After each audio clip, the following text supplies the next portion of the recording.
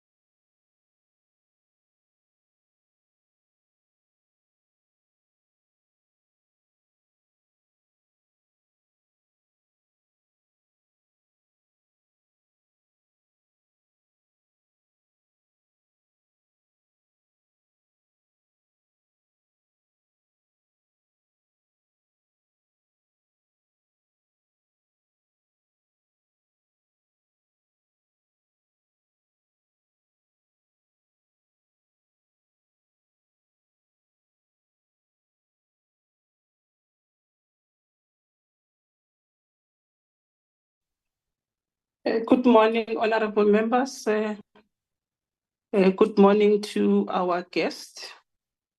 And good morning, support team. Is the first presenter ready? Shall we start the meeting? Good morning. Section. Good morning, Chair. The Tourism Business Council is present in the meeting, so they will be starting the presentation first, Chair. Okay. Now let's fly to the agenda. Morning, Chair. Morning, everybody. Good morning. Let's fly to the agenda so that we can start now.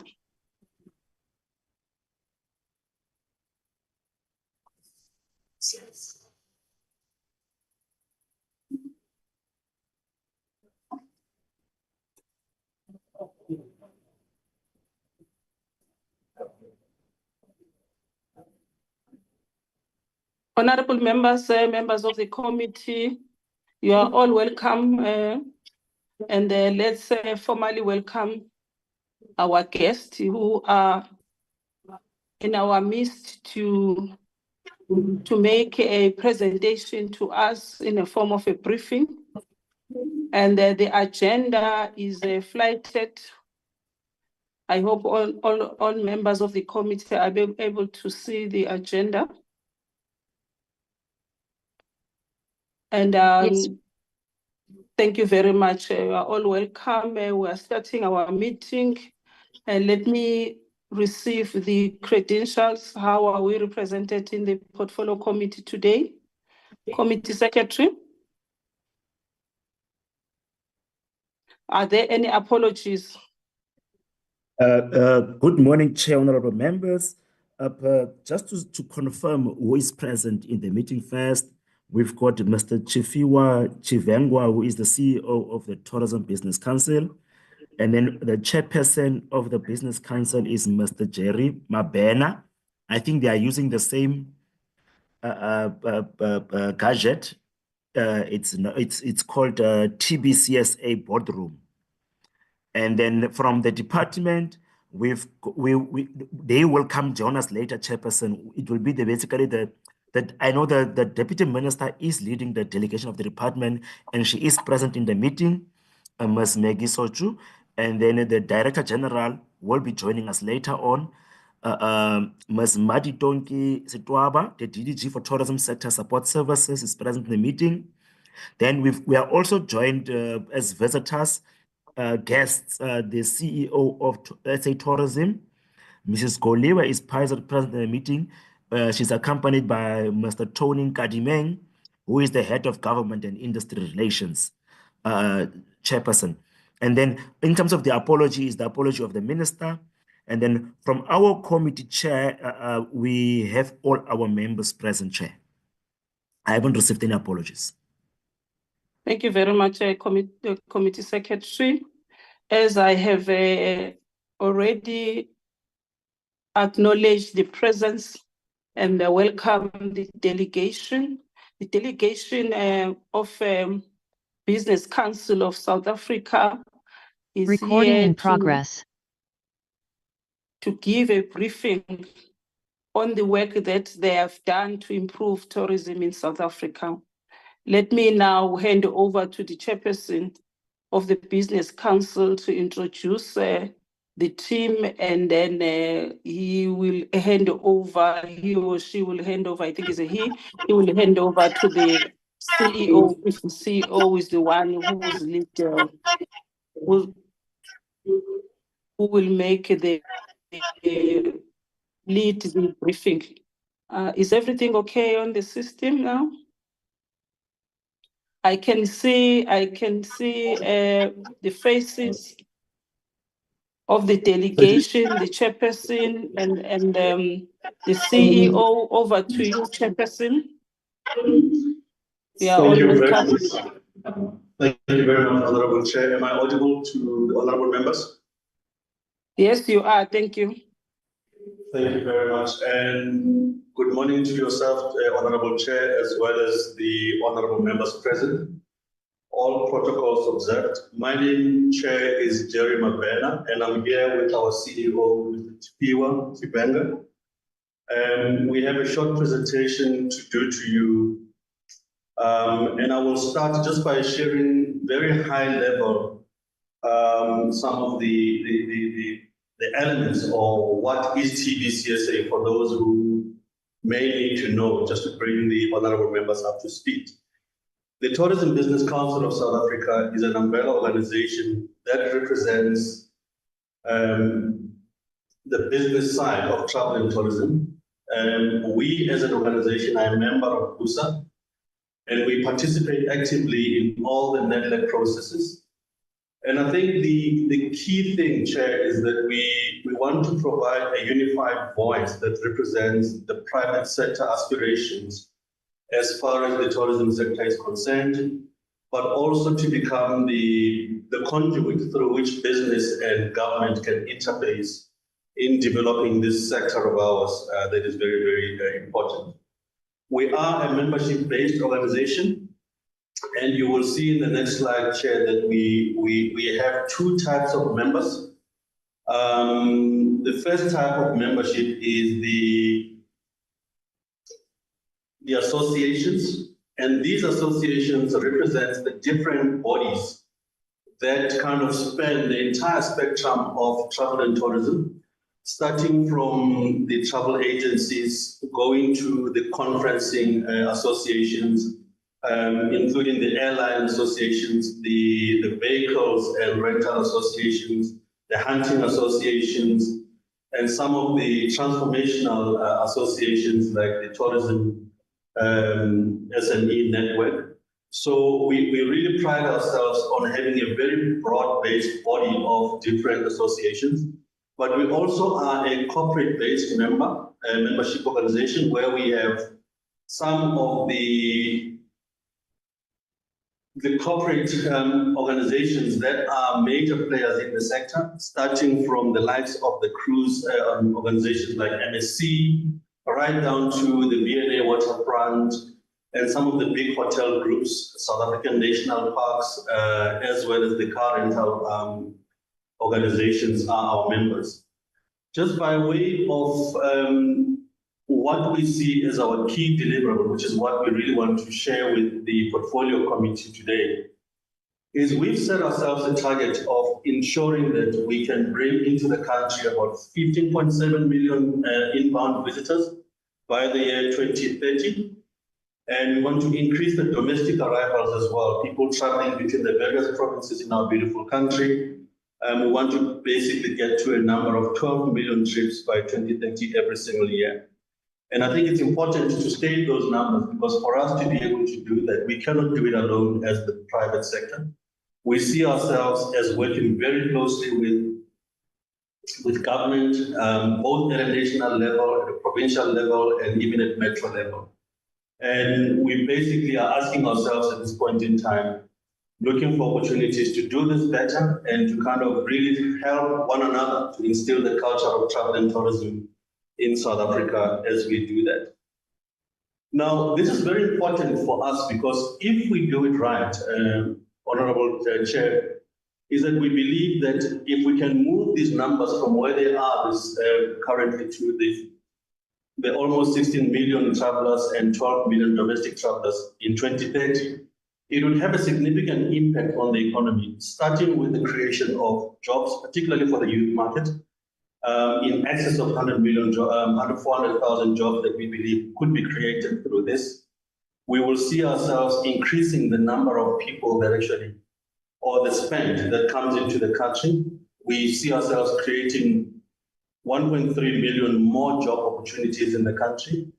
And the beauty of those job opportunities is that they are spread all over the country, including in rural areas. That is, if we do what we intend to do. We see ourselves improving the export earnings of the country to up to about 380 billion, which means we almost more than treble it. And we increase the consumption area where people are consuming more out of tourism in terms of buying tourism-related products. Just saw something on the screen. Can you still hear us?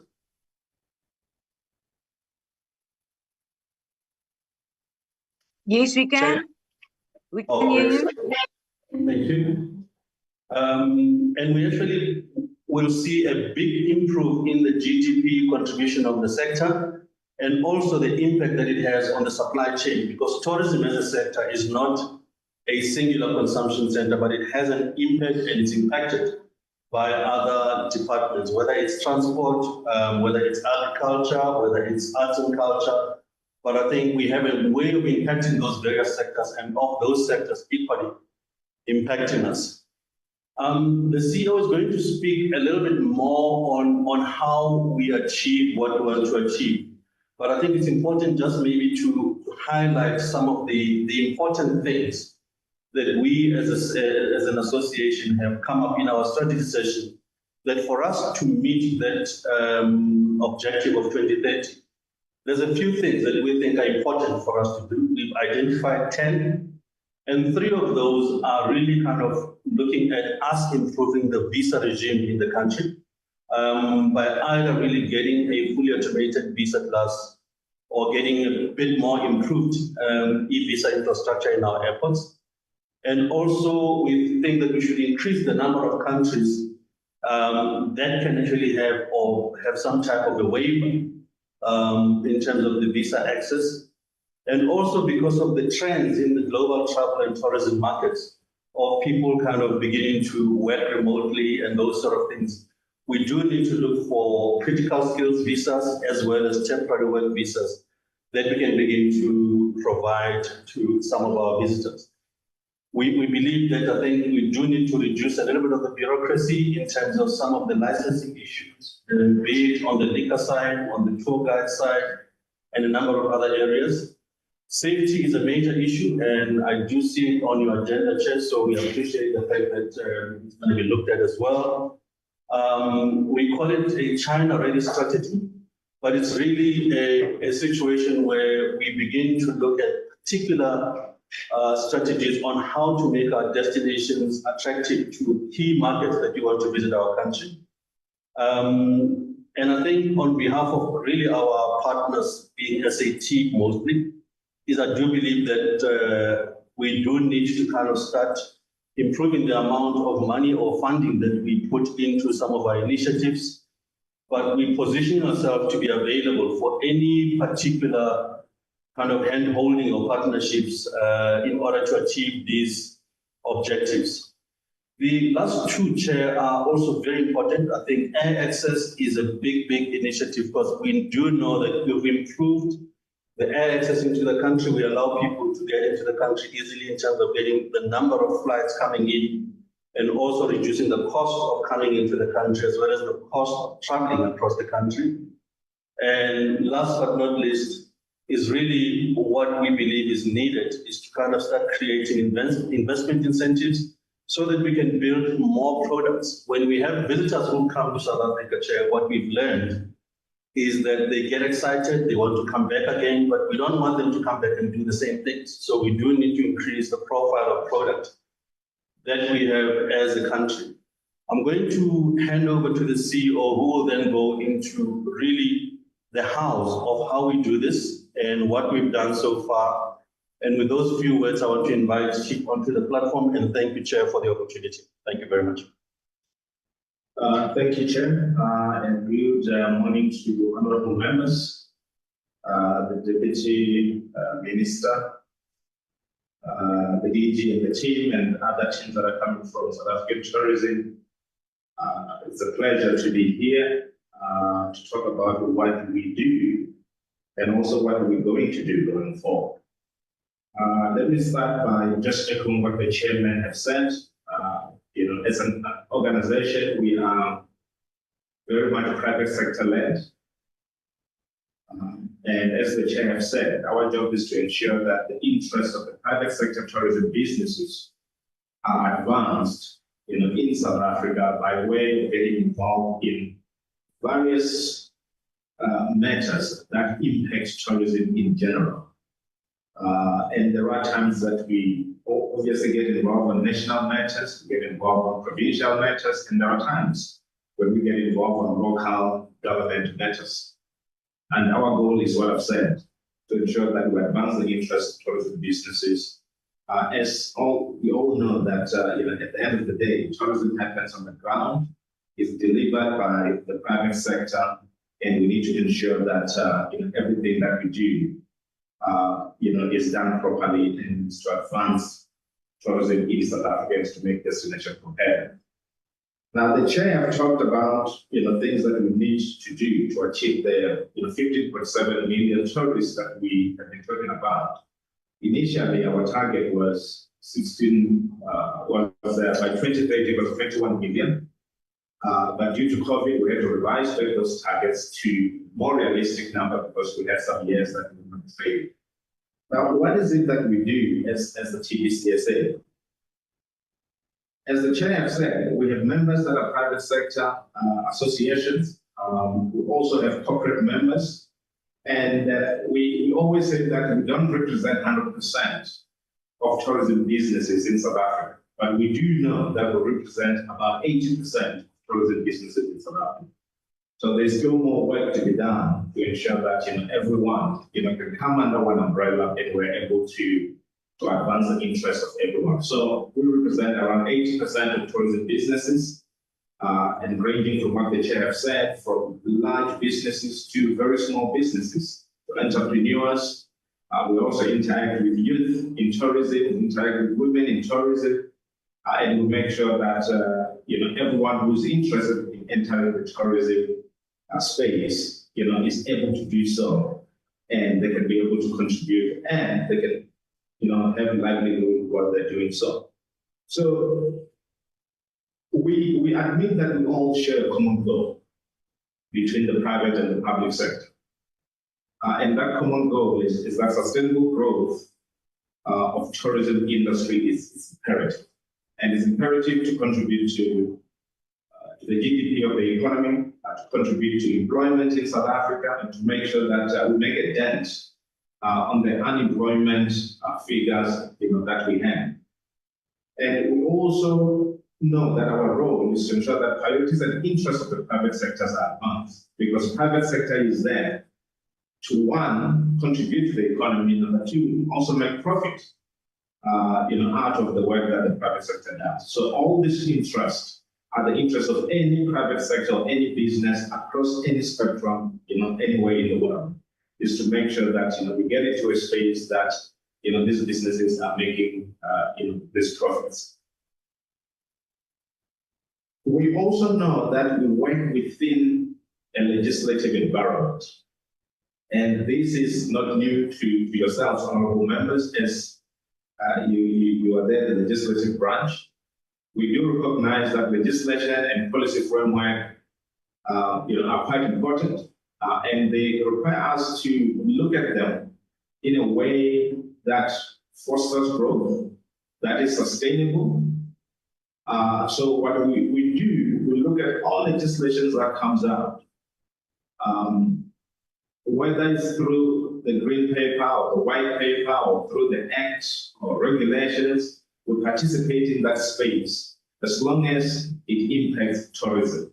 There are times where we will suggest certain type of regulation or certain type of policy that may advance the interest of tourism in South Africa. Whether it's to protect tourism, to make sure that we are competitive around the world, or whether it's to make sure that the businesses that we have are able to trade fairly and represent South Africa properly, whether in the world stage. And ultimately, the voice that we bring into the table is the voice of unified tourism businesses, that are seeking, to advance the growth of tourism in South Africa. There's a lot of investments that we put into this. There's a lot of sweat that goes into it, but ultimately our goal is to ensure that we're able to have a legislative framework that is good, that is progressive, that is sustainable. We also manage what we call the tourism levy, which is collected under a company that we call TOMSA, which is Tourism Marketing South Africa. This company was started around 1997. Was an agreement to say that we need to collect some money voluntarily to augment the budget that was put out there as a budget that will be used to market destination South Africa. So the private sector came together and said, we will voluntarily collect 1% levy, which we will then give over to South African tourism as a contribution towards the marketing efforts of South Africa as a destination. And this is very important because this type of an arrangement is unique and very unique to us and maybe some few other countries in Southern Africa that have considered it, but it was started by ourselves here in South Africa to say, we all know that we have common goals and we all know that what we want to achieve is more numbers of tourists coming to South Africa and also getting South Africans traveling their own country.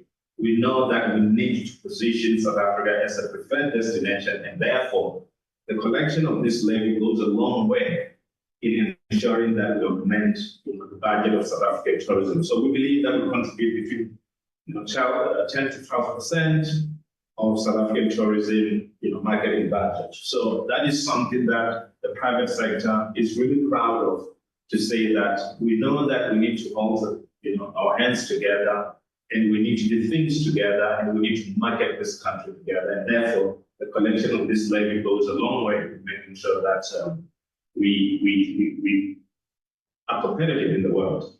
The next part of this, we use some of the funds that we have to fund impactful projects to support tourism through what we call the collaborative fund. It's a small fund that we started a few years back, as far as, if I'm not mistaken, 2016 or so, where we agreed that we need to put some money so that when there are projects that needs to be done, there may not be marketing projects, but these projects may be related to things like, safety and security. They may be related to things like, any strategies the chairman have said, and many other things that are quite important that needs us to look at, to ensure that they complement the market. Because you cannot just go and market, get people interested, but you don't have, aeroplanes or airlines coming into the destination. There has to be, a stimulation of demand, and also there has to be a management of the supply side of things to make sure that we have,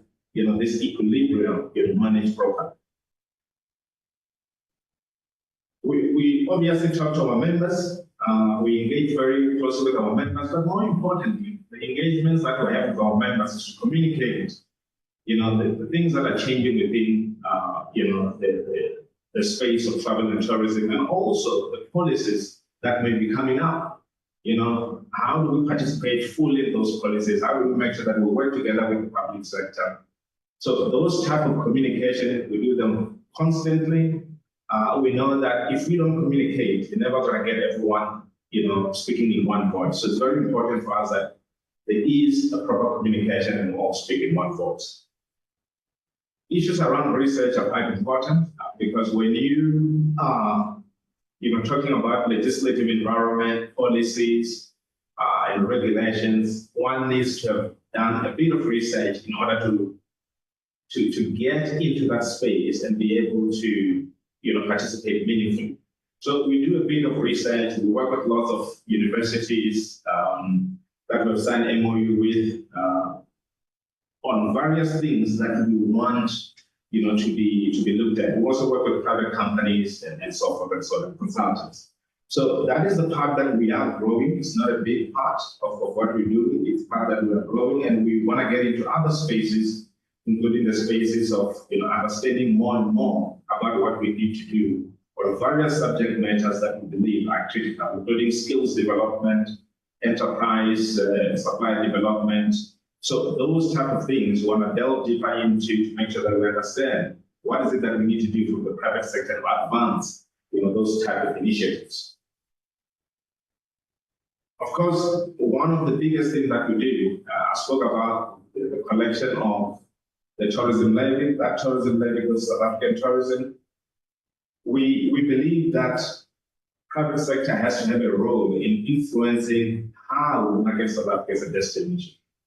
Because the private sector goes and invests in many international markets and also here at home in marketing their products, in making sure that they market the itineraries that they have, and many other things that are there that are tourism related. So it's very important that there is an alignment between what the private sector is seeing on the ground, be it here in South Africa or be it overseas, so that when we go out there and we go and hunt, whether we're going to North America source market, we're going to Europe, we're going to Asia, we go out there and hunt as a pack. There's an understanding, and there's also a sharing of information so that we can then be aligned in what those salespeople on the ground are seeing versus what South African tourism is seeing. So it's very important.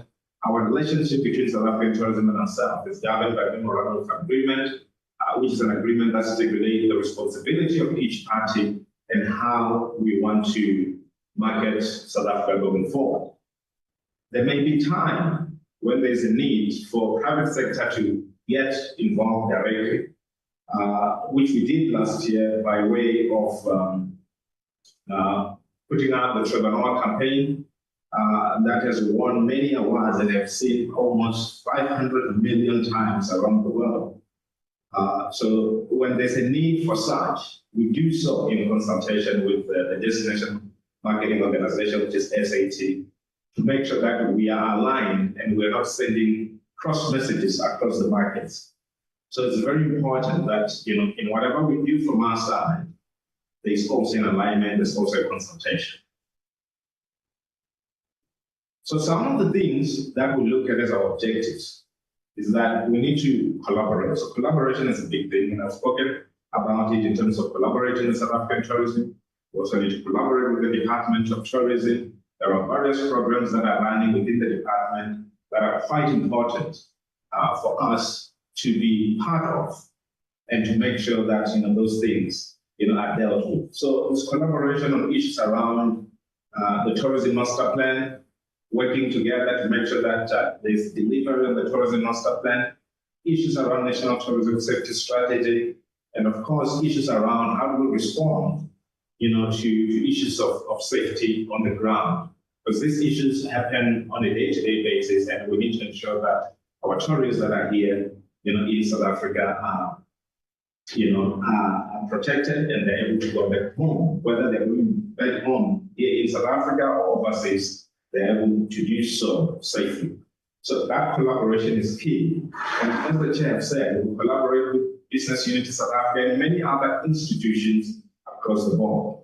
And there are many other problems, but these are the priorities that we've put out to say, these are the things that we need to make sure that we advance at this time and moment.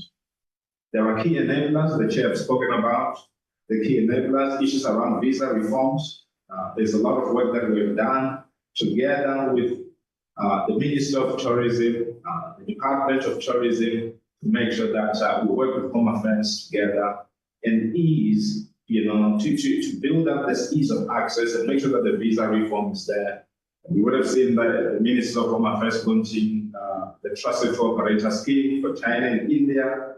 We participated meaningfully together with the Minister of Tourism, the Department of Tourism, to make sure that we get to where we are. There's more work that's being done because we believe that there should be more things that we should be introducing as a country to be competitive and also to make sure that we reclaim our spot in the world as a preferred destination. Issues of air access initiatives. We have, as I said, that through the collaborative fund, we have contributed in the Cape Town air access. We have contributed in the Gauteng air access.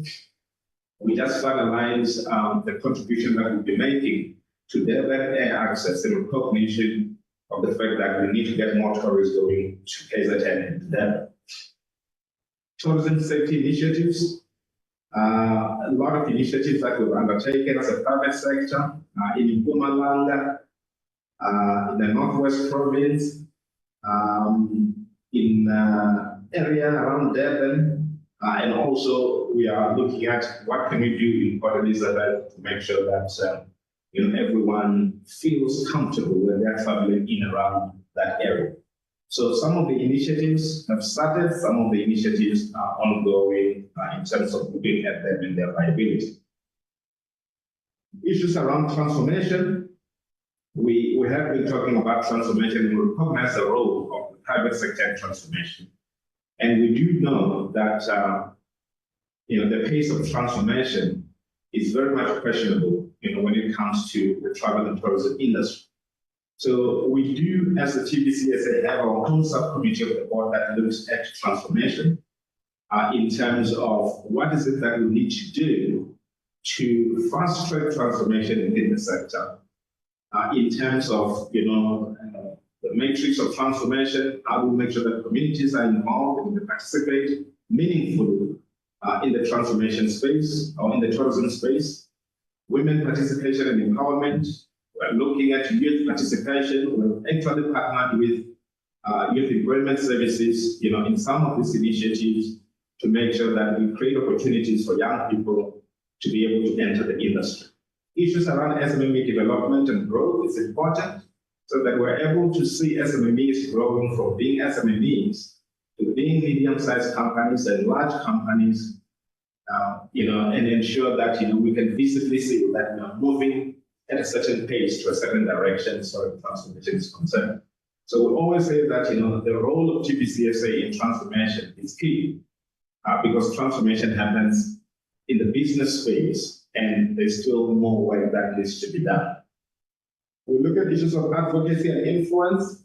As we have said from the beginning and the chair have said, the main point is to make sure that the voice of the private sector is heard, to make sure that the contribution of the private sector is noted, is to make sure that, when the private sector is driving issues, that is also, looked at in a way that, everyone in the private sector can be able to see that, we are leading in this space and putting the issues on the table, but more importantly, that the issues have been resolved and we're able to move forward. So that's very important for us, that we're able to advocate and influence the direction of many policies that are related to tourism in a fair way to ensure that there is growth within the tourism space. So we've done some few things over the past, few years, but I'm just going to highlight a few things. Some of them I've spoken about that we've dealt with in the past year or so. I've spoken about the visa regime and the trusted tour operator scheme for India and China. That's ongoing, and we're looking forward to update from Home Affairs through the interministerial work stream that's done through the Ministry of Tourism and the Department of Tourism. The introduction of the NPTR online application system. This is the National Public Transport Regulator that deals with permits for tourism vehicles to be able to carry tourists, across provinces to many different destinations. There's been challenges there for quite a number of years where the permits were not issued on time. And we have been engaging with the Department of Transport, and they have informed us that they will be introducing the online application system, which will ease things. And we hope that it's going to deal with all the backlogs, and we should be able to move on from this issue into other issues. I've spoken about safety and security programs. I'm going to pass on that. I've spoken about the airlift strategy, and I've spoken about the tourism master plan, which is very important that we implement, and when it's needed, we review it and we make sure that it's aligned to the achievements that we want to have towards 2030 or 2035. 3 years ago, we started what we call the Leadership Conference, which we've held it now 3 years in a row in Sun City. It's a well-attended event with over 500 tourism leaders, from big business to small business to young people to academics, where we address the issues of tourism, where we talk about where we want to go, where we discuss the challenges that we face and the solution. And this is the gathering of the leaders to make sure that we chart the way forward for tourism and we hold each other accountable where we are not delivering. And where there's delivery, we look at the results of those delivery and we say, is it producing the right results? And are we going to be able to get more tourists into the country? So you will see that we invite the ministers to come there every year since we started doing this conference. We've had good participation from the public sector, to come and address issues that are related to tourism. So we will be continuing with the leadership conference, and we will be happy to extend the invite to the portfolio committee to also be part of the leadership conference. These are just some of the topics that we get engaged in terms of why is it important to get the 15.7 million international tourism, and what is going to do to us, and what do we need to do on the ground to get ourselves ready, and to make sure that there is investment in infrastructure and products, there is public and private and community collaboration. We build long-term sustainability and resilience, drive transformation, as I've said, and many other topics that we get engaged on. So it's a very important, conference that we do. Some of our strategic partners have said that we do work very closely with the Department of Tourism, with the Minister, the DG, and the DG's team on various projects that are critical. And we have engagement throughout the year to make sure that we are aligned with what we do. We, of course, work with Home Affairs, as I've said. We work with international relations because tourists are coming from many markets overseas. For South African tourism, we work with youth employment services. As I've said, we've created a program called Yes for Tourism, or Youth for Tourism. So it's a very important program that we're trying to instill digital skills that are related to tourism, and working there in partnership with the Sanlam, who has put in some money into the system. And that has been working very well. But it's introducing new and unique skills in the tourism space. We work with Airports Company of South Africa, Department of Transport, we work with the police, on all initiatives that we do that are safety related. We make sure that we work very closely with the police, the community, and the community policing forums in those areas, because we can't work in silos. And even if we have initiatives, we still need police and the communities to assist in making sure that we identify the problem areas, and when we know what the problems are, the police can be able to assist us. And of course, we work with the presidency, with the Operation Vulindlela, on many of the things that we have been doing, either in Home Affairs, either in transport. They've been very instrumental in assisting us in getting to where we are. And I'm going to end with the same slide that the chair ended with, that these are the things that we believe are quite important to deliver in this vision that we have of getting 15.7, 15.6. We always round it up and say 16 million tourists by 2030. It's a huge target, but without a target, one will not have, that type of ambition to get there. So it's very important that we get to that target, because it's going to create jobs. It's going to have an impact on the economy. And it's going to ensure that the young people that are around the country, both in rural areas and urban areas, are able to access tourism and they have jobs. And ours is to make sure that when we have sustainable private sector, sustainable businesses in tourism industry, that's where we're going to create as many jobs as possible. And those jobs are going to be sustainable. But for them to be sustainable, we need to make sure that we market South Africa as a preferred destination. We get as many people traveling as possible. That will mean that the number of tourists that are coming to the country will sustain the jobs that we'll have. And the more tourists come, will create more jobs in the country. So it's a very important industry, and we call upon all of us to hold hands as we advance the interest of tourism in South Africa, and ensure that it has a meaningful impact in the economy, meaningful impact in job creation, and ensure that youth, community, and women who want to participate in tourism are able to do so freely, and they're able to prosper. Thank you, Chair. You're most welcome. Before I proceed with the comments, my comments, I would like to check whether the members were able to receive a presentation. I noticed there were challenges on the circulation of the presentation at the beginning of the meeting. Committee Secretary Tisang.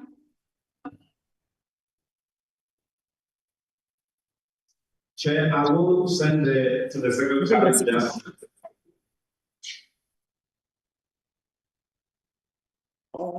Okay, it might have a disadvantage members to be able to follow and be able to ask important questions if the presentation is still not with them at the important point on the agenda of interacting with you.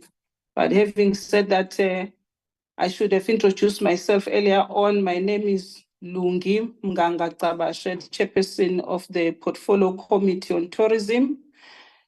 And the members of the committee will introduce themselves as they interact with yourselves on the briefing that we have made to the Portfolio Committee. Thank you very much for that presentation. Let me now invite members who would want to ask questions of clarity on the presentation and make comments, and maybe we may continue with the discussion after we have released the delegation on some of the issues when the department is with us. Thank you very much. Let me now recognize members who would like to make contributions.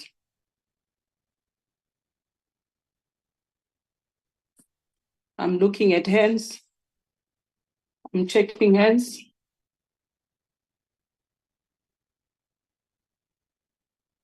Honorable Silo. Honorable Linde. I'm only seeing those for now. Can I take all the hands, please? Chair, my hand is raised. Yes, your hand is raised. Can I take all the hands? Honorable members, there's about 10 of us in the meeting. So that when we are done, I don't have to come back for a second round. I only see 4 members out of 10 members. It means the others are comfortable with the presentation. Everything is clear. Is that the case?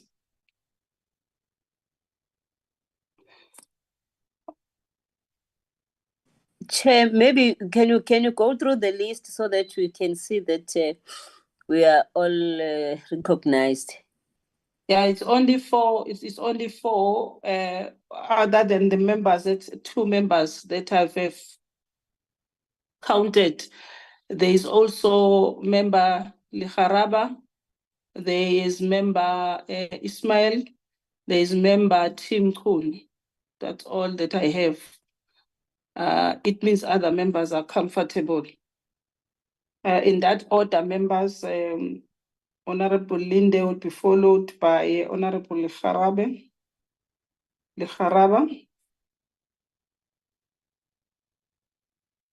followed by Honorable Ismail. And the last member is Honorable Tim Kuhn. In that order, members. Thank you very much. Chairperson, thank you and good morning. I'm Elmarie Linde from the Democratic Alliance. Mr. I think I Tshibengwa, started. Okay, Honorable Linde, let me start afresh and announce the names. Honorable Selo, Honorable Linde, Honorable Haraba, Honorable Ismail, Honorable Tim Kuhn. Thank you very much. That my order, apologies, members. Chair. That's fine, no problem, Honorable Linde. Thank you, Chair. Let me, in the interest of the public and the guests, let me ask the Chair to allow myself to show my face so that the members can see that they are not talking to a robot. And with your permission, Chair, may I request that I switch off my face, Chair? Thank you for showing us your face. Proceed. Thank you very much, Chair. I've noted down the points that emanate from the presentation, and of course that we appreciate the presentation and we want to applaud the team for coming and making a presentation. It was quite educative, yeah, and informative as well. And Chair, because that the presentation was not even circulated in time to us as members, and that means that it has somehow disadvantaged us. But of course, I'm not going to convert the meeting into a complaining session regarding the presentation on Chair. However, Chair, I think that this presentation as a portfolio committee together with the Tourism Business Council, Chair, we need a collaborated, integrated approach, which will involve the department and of course various stakeholders within the government. When I say stakeholders, I'm talking about the internal stakeholders, which will be the Department of Education, the Department of Transport, Safety, as well as health, just to mention the few. And we also have to perhaps develop a program which that should inter alia and include number one, we audit of a number of these mentioned aspects in the form of the traveling agencies, it's just that I just picked up the travel agencies in the main. And also there are also these agencies as well that are also used to ensure that when tourists are both domestically and international, when they are in the country, these agencies are used to ensure that they are accommodated in a well safe and secured places. However, Chair, my issue is that we continue to see a decline when it comes to the township, the small dorpies, in terms of the opportunities, not in terms of the visit that these particular areas that I've mentioned are getting. But the decline in terms of them making a profitable margins when it comes to the opportunities, especially to both domestic and international. Now, which it's an area of concern to me, which I've noted here. I think it's an issue of the capacity building and the training, which it must be continuous. And I'm glad that the presentation highlights that there is a need there is a need for Department of Tourism and the private sector to work together to ensure that this capacity is built to create more opportunities when it comes to employment in this industry. The last point, which I think that it was highlighted, is the issue of safety, which is an area for concern for our tourists, both domestic and international.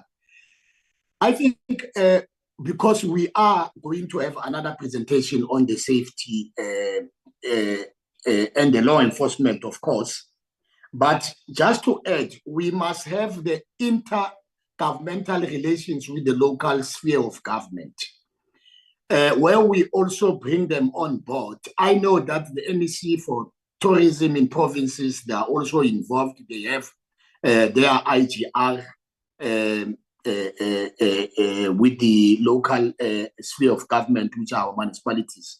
I think that approach must also apply when it comes to the private sector as well. That these forums at local municipality levels needs to be empowered, be capacitated, be built up, so that when it comes to the safety of our tourists and the law enforcement, there must be a consequence management. And when I say consequence management, criminals must know their place when it comes to crime, particularly on targeting the tourist attraction places and tourists as a whole. And lastly, but not least, Chair, I think that the presentation itself, it will be very important that we get it.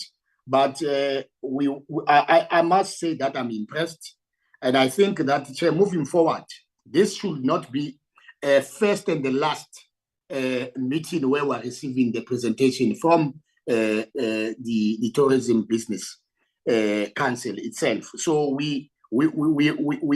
I think that we must have, even if it can be through you, of course, Chair, a workshop whereby we are engaged, the department, the Tourism SA, as well as ourselves as the portfolio committee, and then we can then have the advocacy program, which will enhance this program in making sure that everyone in South Africa in the tourism industry forms part of these opportunities that are presented in the presentation. Thank you very much, Chair.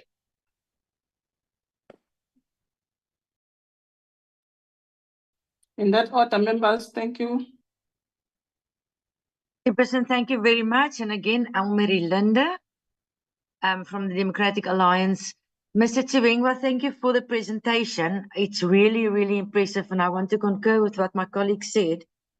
And I even want to take it a bit further to say, let us have another presentation a bit later to see what your successes are. And that way, we can see this will not only be a talk shop or something good on paper, but you actually then have achieved the results and the successes that you aim for.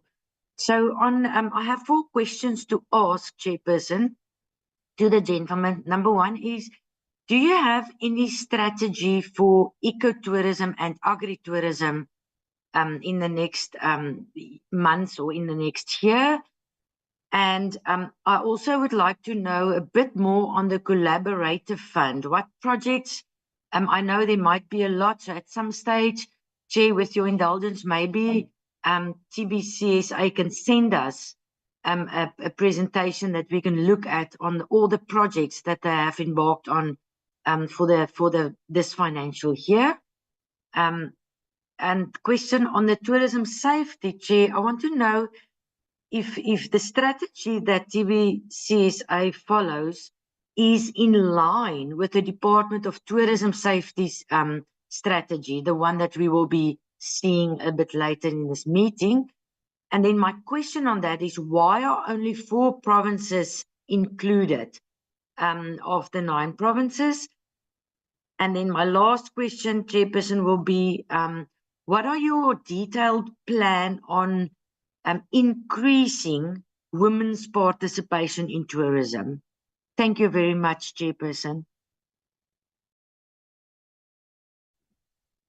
Thank you, Chairperson. Yeah, in that order. Thank you, Chairperson. Good morning, colleagues. My name is Ligara Balibuani, member of the tourism portfolio. My apology, Chairperson, I didn't flow well with the presentation due to echo that was on the background. But I think my colleague Linden has covered me on that one of saying why only 4 provinces out of 9 provinces. But the other question is, during the presentation by the TBCSA, they mention about the women empowerment, women and youth empowerment. Can you can they please share with us the number of percentages of women and youth who have been empowered so far? That's my question, Chair. Thank you.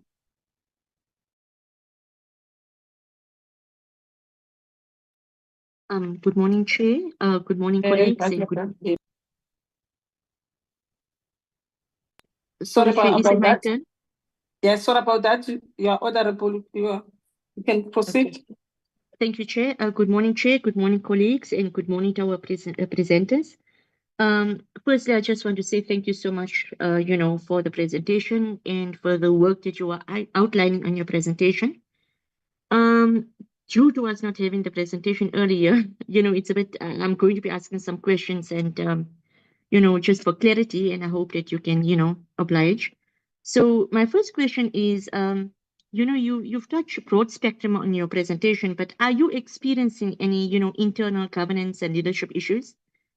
My second question, I know you have stated visas, access, tourism, safety, women in tourism, job opportunities, transformation, etc. And all, obviously this is all good work. My question is, do you have a clear, actionable strategic plan to achieve the outcomes that you highlight in your presentation? And maybe if you do, and I think maybe a few members previously to me have actually, asked for something similar. Can you maybe give us like a full report on each of, your strategic outcome plans, to say that you've got this plan, what have you actually achieved? How much do you still have to achieve? What are your challenges or hurdles where we can actually zoom into it? Because, you are doing a fantastic job and we would just like to get more, we would like to interact with it more so that going into, looking at our tourism safety action plan that we're going to be having after this, and obviously looking at the amendment of our tourism act, it's going to be a very crucial, engagement into that. And I think by us understanding where you are and where you are going and any challenges you have and, what are your plans of action, it will help us to assist, the tourism sector in totality. My next question is, what are you doing to actually strengthen membership engagements and more participation, in a TBCSA? And, what are you doing to improve communication channels and transparency? I'm just trying to say, what can we do to actually improve the TBCSA? What kind of capacity building and expertise are you working on to build on this? And when it comes to research and intelligence, that you do, does the TBCSA conduct regular industry research and analysis? If you do, can you give us a bit more insight? Because you may have touched on but little here and there on the presentation. But for us to actually understand and engage further, we would like something more constructive. So if you could tell us more about that, even if you have to send us something, more into a presentation form or report on these, we will appreciate it. Because I would like to understand how do you develop, a comprehensive like a tourism data management system. I want to know how you actually function, if I can put it that way. Do you have an established knowledge hub for industry stakeholders? You've touched on it, you have you liaise with the department, you liaise with this, you liaise with that. I want to know, like, to what extent are you actually communicating, and how far is the extent of your, your communications and your engagements? And obviously, I also want to understand is what do you offer in training and capacity building programs for your members? And do you actually have like member benefits and services so that more, more can actually join the TBCSA? So overall, what I'm trying to establish is, what are you doing to strengthen your position as the voice of tourism, in the industry in South Africa, and basically, effectively, I would say, like advocate for your members' interests. And also looking at, the fact that TBCSA is dependent on the work of many departments, and I think a colleague before me spoke about this. What challenges are you experiencing, considering that, we are so intertwined, because tourism is actually intertwined with many other departments? And what are your challenges or hurdles, and what would you like going forward to ease it so that we can have more of a hand-in-hand approach rather than departments working in silos, so that we can get much more work done? And then looking at the tourism amendment bill that we will engage with in 2025, hopefully, have you actually submitted your inputs? Because obviously you've got a vast, knowledge of what is already happening and what are the hurdles. So have you actually done that? Grading councils, I'm not sure if it actually, you have touched on it or not. I may have missed it. I was having a connectivity issue. But what have you done to highlight issues regarding grading of facilities, and what do you think could be done better? We know many grading, many facilities have been, complaining it's either too expensive or, obviously we want quality of our facilities. And what are you doing? Is it part of your, your strategy? And I'm very happy that you've actually highlighted quite specifically the need for private-public partnerships, because I think this is key to addressing the most, or to really address the issues challenging the tourism sector. So I think it's key. We do agree with you with that, and we would like to assist and, understand from your perspective so that we can work on a strategy going forward, especially since we've got a tourism safety strategy plan that's going to be coming up. I would like to know whether you have had an opportunity to give your inputs on the tourism amendment bill, and looking at tourism safety in a broad spectrum. Would you be able to give us or highlight, any specific challenges with regard to what is being done currently and what needs to be improved, to effectively address the tourism safety strategy going forward, especially looking at the fact that we are going to be discussing this. We know that private-public partnerships with regard to tourism safety is also essential and key. So I just want to understand from your point of view, if you can give us your input so that we can actually have a better understanding from what you feel is necessary. And can we maybe get reports? I think I did ask before on your project plans, etc., so that we can understand it better. Thank you, Chair.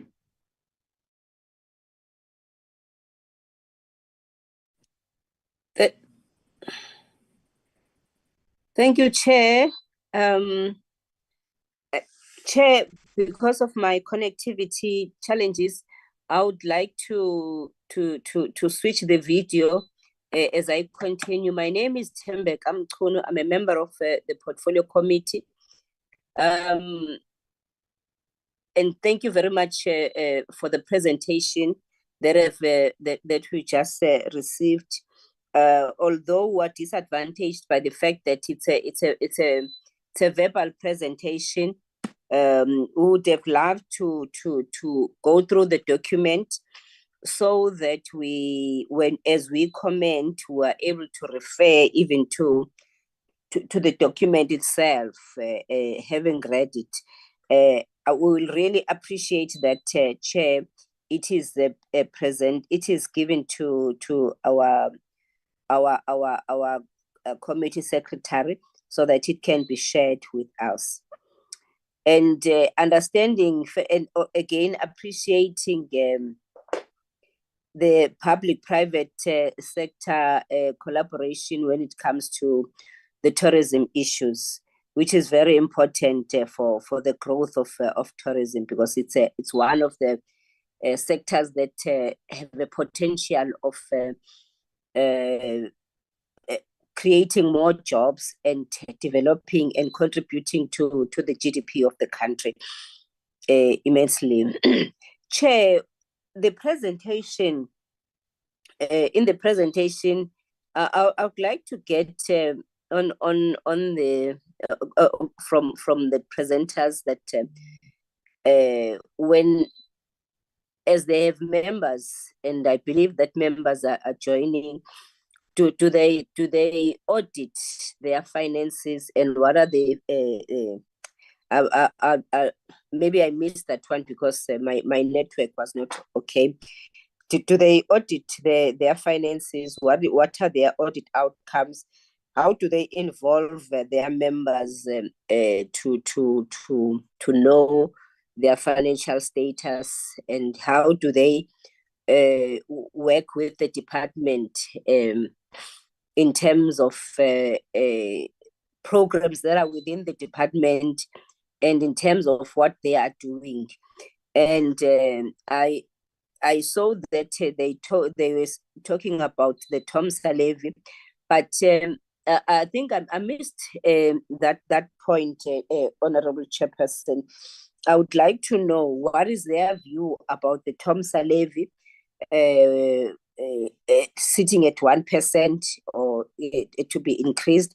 And lastly, Honorable Chair, I would like us I would like to know if they are in a position to present to us the number of those that have been assisted. If I remember that Honorable Linda did ask the issue of the women.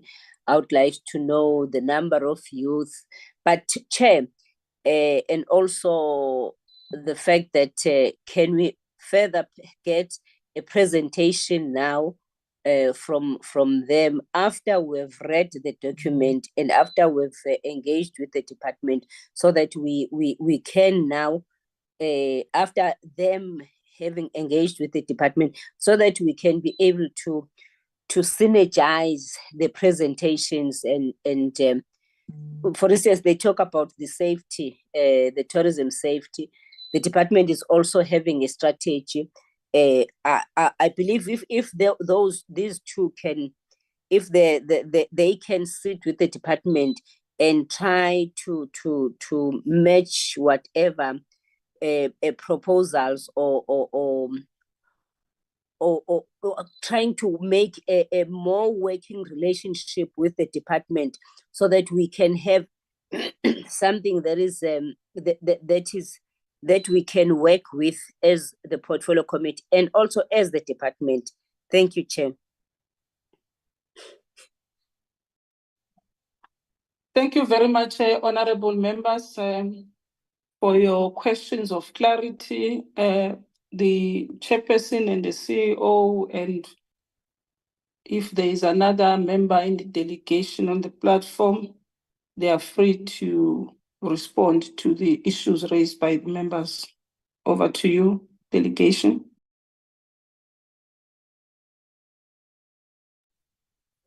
Thank you, Chair. I have written down the number of issues that were raised in terms of, as far as the presentation is concerned, we have sent it. Apologies, you sent it this morning, so you will have it. And you can go through it, and if there's another engagement that we need to have, we are open to an engagement that we can have in the near future. Perhaps let me touch on the issues that were raised. I've just classified the issues here. There's an issue around, is there a strategy? Let me start with the first honorable member. Talk about collaboration, that there's more collaboration between transport and many other departments. We do agree that collaboration is key, and that is what we've highlighted in our presentation, that there's nothing that we can do on our own without collaborating with all parties that are involved, from the Department of Tourism itself to all other departments, whether they're in a national level, provincial level, or local government level. There is a need for broader collaboration. Also, collaboration with communities and people that are living in and around tourism attraction areas. It's important that there's full collaboration and there's an understanding of what tourism is and what tourism can do in those communities. The member also spoke about the decline in tourism in township and dormitories, and then there was mention around capacity. I think township and tourism and other products or things that we do as South Africa, including our tradition, our culture, that's still an area where we have not explored fully in terms of making sure that it's top of mind. And when people do travel to South Africa, they want to go and experience, certain things that may be happening in the township and certain things that may be happening in a village or a small dormitory. So that is the work that's upon us, that we need to diversify the product offerings that we have to ensure that tourists have a wide variety of things to choose from.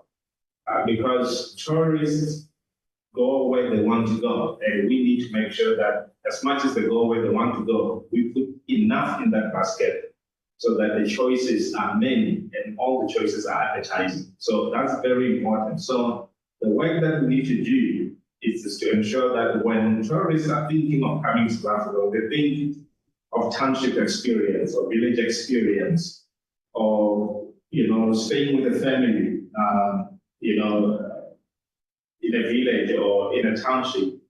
They see that as an experience that they would want to do, and that goes with all sorts of things that needs to happen to make sure that there's activities to be done, so that you're not selling a destination where people are just passing through and see what they need to see and they don't sleep there and so forth and so on.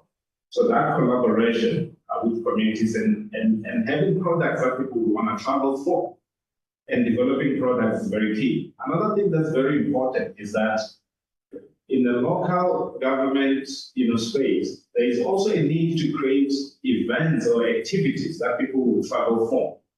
We always say that South Africans will travel first to that particular event or that particular destination. And then when they do travel, the international tourists will then look at it and say, this is a place to go. So we need to be creating events and things for people to do, whether it's on a weekend, a long weekend, whether it's music, whether it's sports, arts and culture, and so forth and so on. It's important that we create that space where there are enough events that are happening in those places where they may not be seeing a lot of tourists going to that particular place. So we have to create things that people will travel for and be able to go into that particular area and spend money in that area. So very important that there is that understanding, from municipalities all the way to say creation of events is very important. And of course, private sector also has to come in and try to create an event that people, can be able to go there. But the private sector is going to come with a lot of resources, and a lot of people may not have the resources to do so. But it's an area that we need to look at. So townships, villages, rural communities are important, but building the capacity and making sure that there's things to see when people visit, I think is critical. I always say that my village is a very beautiful village. I can go and build a guest house, but if there are no activities for people to come and do, they're not going to come. So we need to make sure that there is supporting activities in and around the area and people are able to go there for certain things. There was also an issue around whether, Honorable Member, the second one spoke on issues around, is there strategy in ecotourism and agritourism? Well, what we do is to follow the strategies that we've put out, or where the association that belongs to the TPCSA, or even if they don't belong to TPCSA, it's a good strategy. For example, there's Agritourism Association, which is a member of TPCSA. We do recognize that that's a space that we need to look into. It's a space that could be interesting, but it still needs to be built up. Although it does happen in its own way, because one can say that when people go to a wine farm, that's agritourism. But in the core of it, we need to make sure that we build up a strategy around it, but keeping in mind that it may not be a mass market. It could be a niche market, but like any other niche market, whether it's bird watching or people coming to do things that are unique to them, I think it's very important. The same applies to ecotourism. We have been talking about it for quite a number of years. There are many places that are, practice sustainable tourism in what they do, and many of the lodges that we have in South Africa do so. And we have many products that are compliant to ecotourism. Lots of adventure, tourism happening in those type of spaces. So it's an important space, and it's an important aspect that we need to protect, because we have lots of adventure activities within, ecotourism or within protected areas, so forth and so on. So that's very important. On issue around tourism safety, it was raised by various speakers. So the tourism safety initiatives that we do it's aligned to the tourism safety strategy that the Department of Tourism, will be presenting. We have worked together to develop a strategy with the team at the Department of Tourism and the DG to ensure that we're aligned when it comes to tourism safety strategy. We also do recognize that government, through the Department of Tourism, will have areas where they deploy in various provinces, and I'm sure they will present that the tourism safety monitors.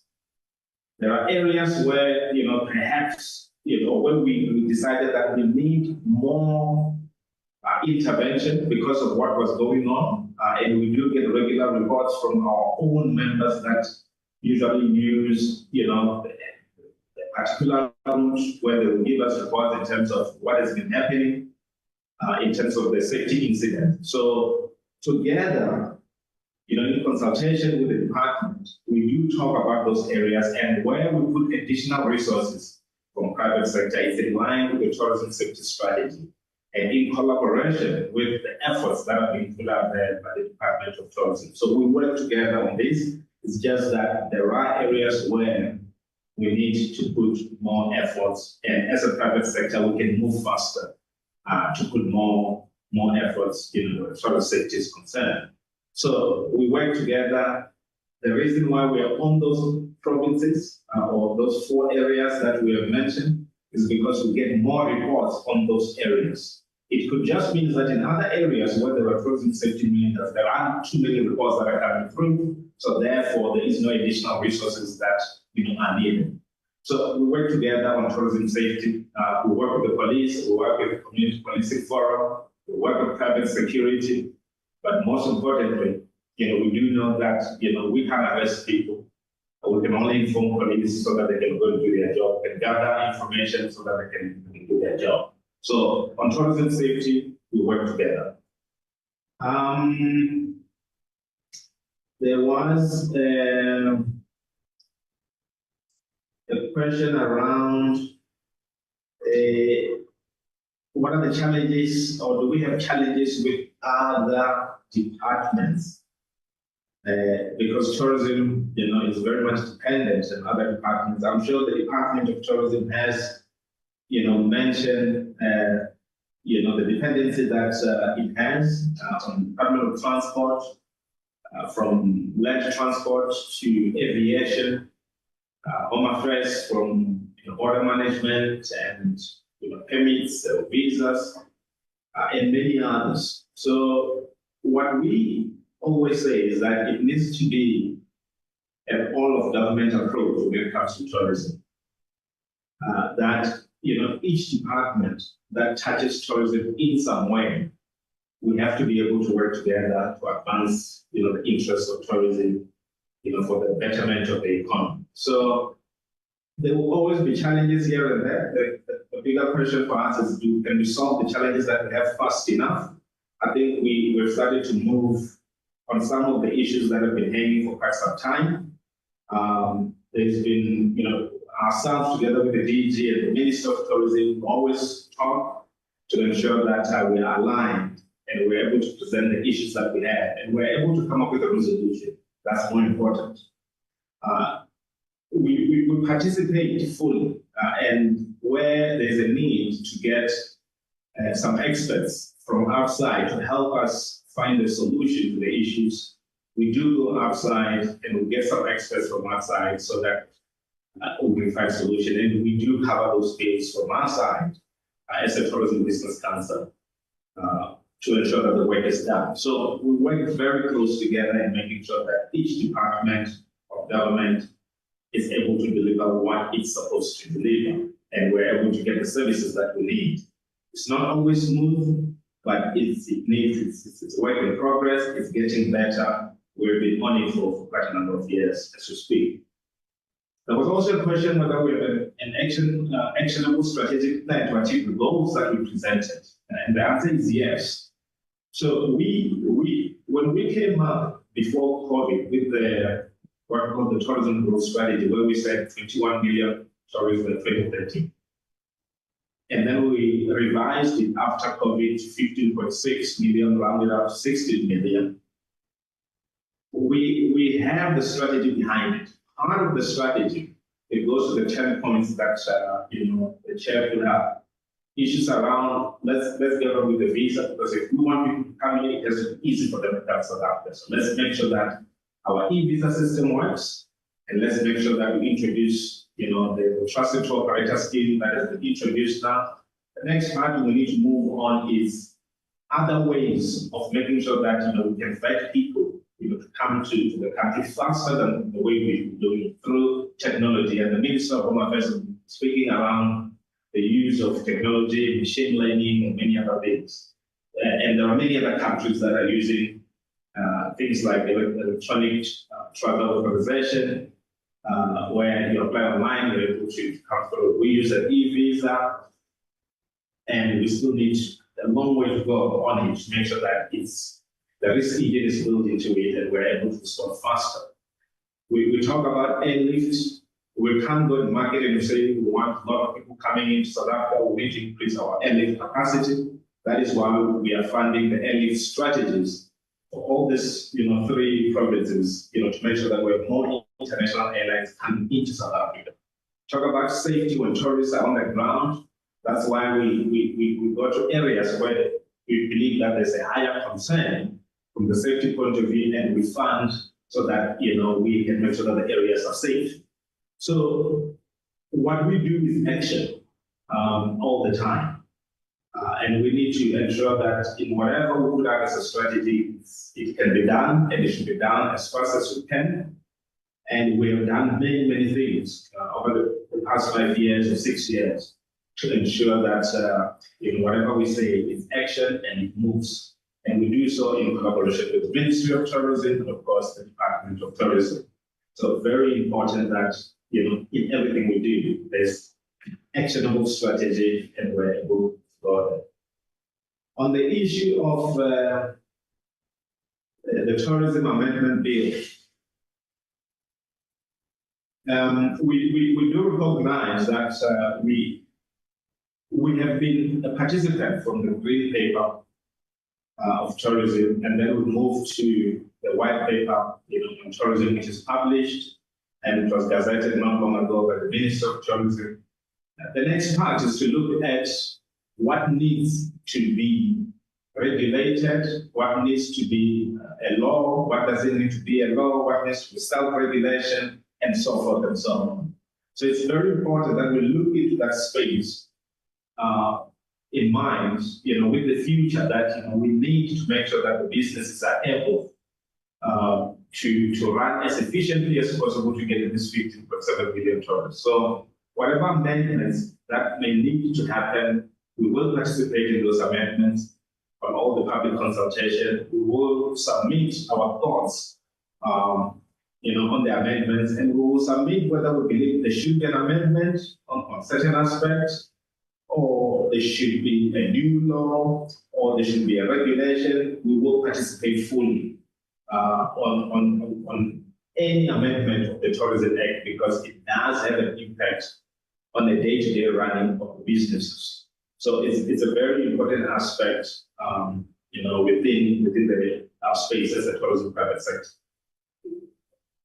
In terms of, there were issues around the widow capacity building programs. I think we collaborate a lot on the Department of Tourism on capacity building projects. In the main, we always said that we're the association of associations. So we work through associations who have direct members to make sure that even from their own association, they do capacity building. And also they do a lot of youth empowerment projects and also women empowerment projects. So those reside within our association members who do a lot of work in and around that. There was an issue or question around the Thompson levy contribution sitting at 1%. And what's our views on that? I think for us, we don't want the destination to be too expensive because there is a lot of money that we're collecting. I think the money that we're collecting, it goes a long way in assisting the marketing efforts of South African tourism. and many other projects that are important to tourism. We believe that in a way it's sitting. There hasn't been any discussion from any board, whether the board of TOMSA or TPCSA, to say that this needs to be raised. We are very aware of what's going on in the international markets, how we are perceived, and what 1% can do to the competitiveness of a destination. So for us, it's very important that we keep it at that until such time that we discuss it. We make sure the destination is competitive, and we make sure that everyone contributes to this level, because it's important in funding marketing efforts, across the world and here in South Africa. So that's very, very important. I'm just trying to look at my notes. Okay, on issues around audits, leadership and governance. If it's relating to from our side, we are very, as an organization, we get audited externally. We have no governance issues, nor do we have leadership issues, from our side as institutions. We very much a democratic institution that does election every year to elect a new board, audits every year. Everything is audited from the TOMSA levy to the TPCSA. We do participate in giving confirmations to the Auditor General when needed on the transfers that we make to South African tourism. So we participate fully on that. And also in terms of the stats, whether it's the stats from the levy collection or any other stats about the work that we do or the research that we have done, we will provide those to the committee. I'm trying to see if there's anything that I have. There was issue around youth. How many women and youth empowerment have we done? How many? So on the youth, we started the program with Yes for Youth, and we're working with Sanlam in terms of them funding the program. We put in around 20 million, which is managed by Youth Employment Services, and we then have we have assisted around 100 content creators. So these are young people that have been put into a program where they learn how to create content either for a guest house, for a hotel, for a tourism attraction, and so forth and so on. So those type of projects and those type of learnerships or assistance is new. And that's why I said we're doing something different to just youth placement. We want them to be entrepreneurs, to be business owners. I actually went to one of the exhibitions that they did at Sanlam head office some few months back.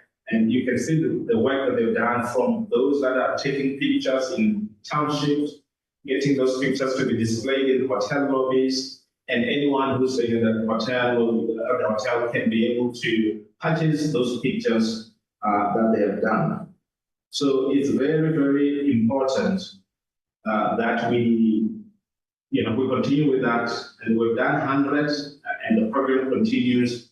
We have, and of course, in that program, there's a lot of women that are participating, in those programs in terms of content creation and creating a buzz across, the industry, featuring certain products. The collaborative fund. There was a question around what type of projects, do we fund? We fund all types of projects that will be impactful, to the tourism industry. We don't necessarily fund the marketing projects because that's the work that South African tourism does and the provincial authority does. So we have funded, as I've said, projects that are within the airlift. How do we get more airlines coming to South Africa?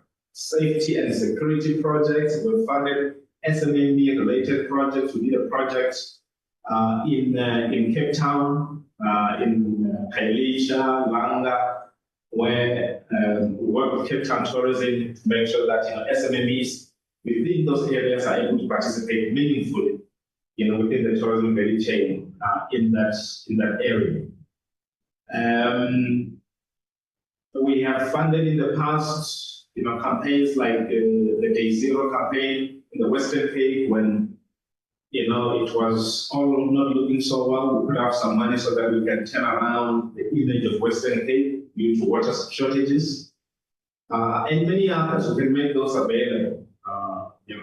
We are getting to about 15 projects that were funded since the inception of the tourism, the collaborative fund.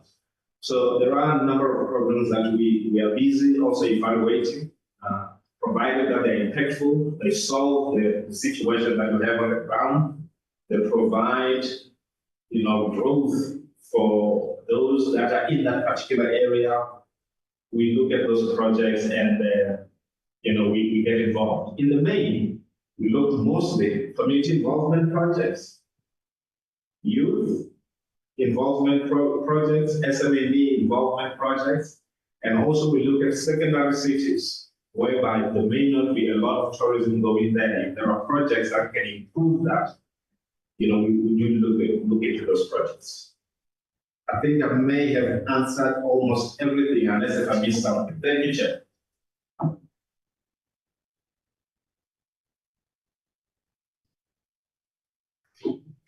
You're most welcome. Thank you very much for the response on the matters and issues raised by members of the Portfolio Committee.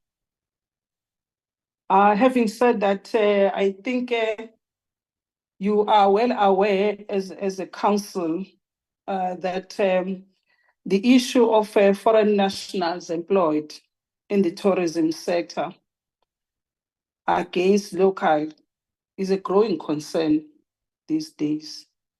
And I think the TBCSA should ensure that proper documented people are employed.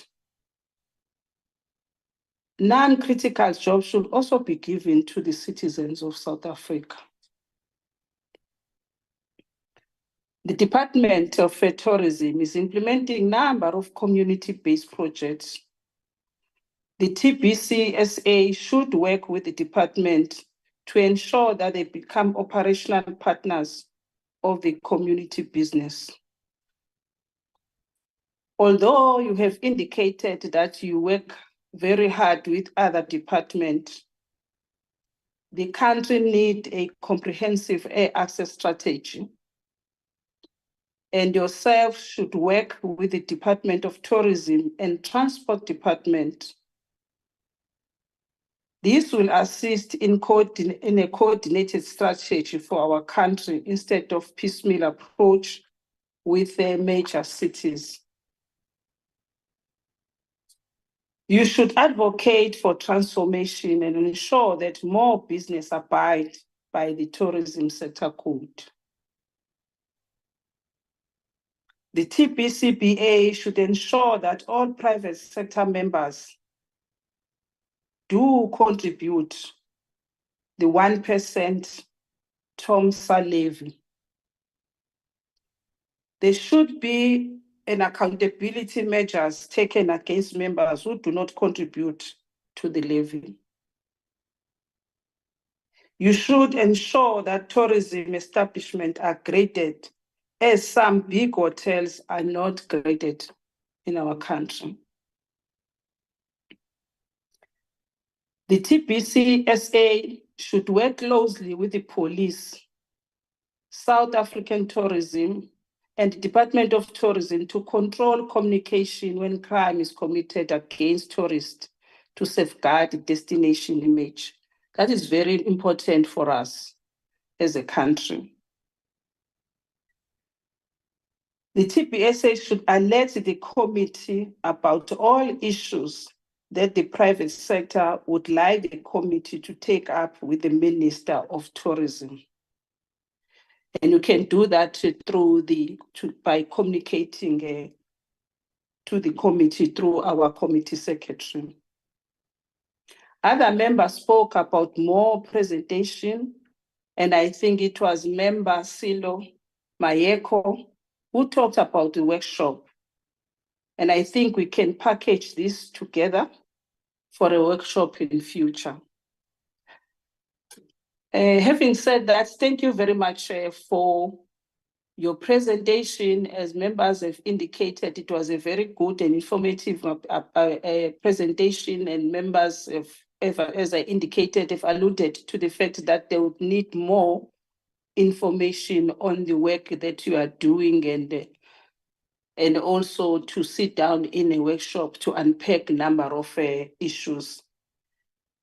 Thank you very much for convey our appreciation to the whole council for the work that you are doing, and continue to do a good work for our country. Thank you very much. You are now released from the meeting. Thank you. Thank you, Chair. You're most welcome. Members of the committee, let's take a break of 5 minutes while the second presenters sort them out on the platform. We will come back at let's say it's now 11:37, or we can come back at 10 to 12. Am I correct? 5 minutes, yeah. Is that That's okay, correct. members? Is that okay? Thank you.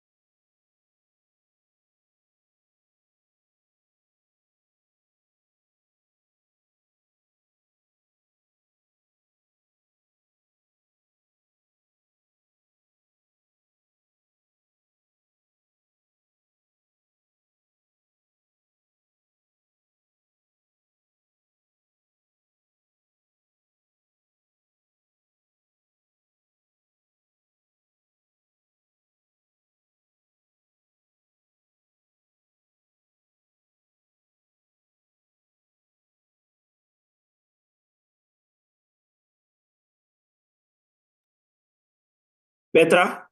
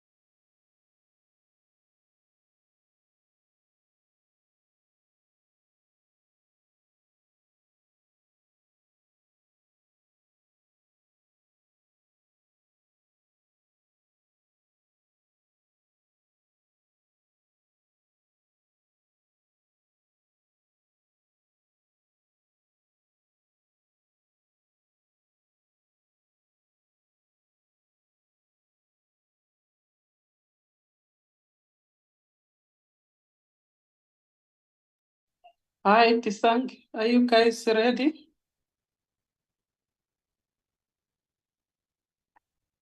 Okay, we still have 2 minutes.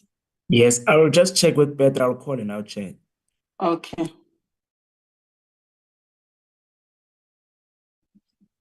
Honorable Chairperson, just to say I am connected. It's Victor. All right, thanks, DG. Let's fly to the agenda again, Tisang.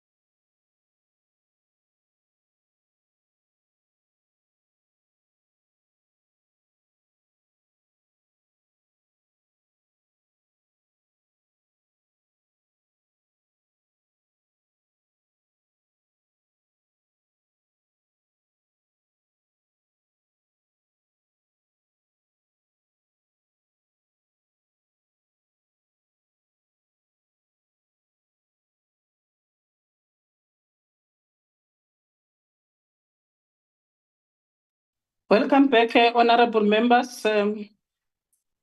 We are now continuing with the second part of our agenda, which is to receive a briefing by the Department of Tourism on the safety strategy for the tourism sector. I take that the department knows me. I don't have to open my camera.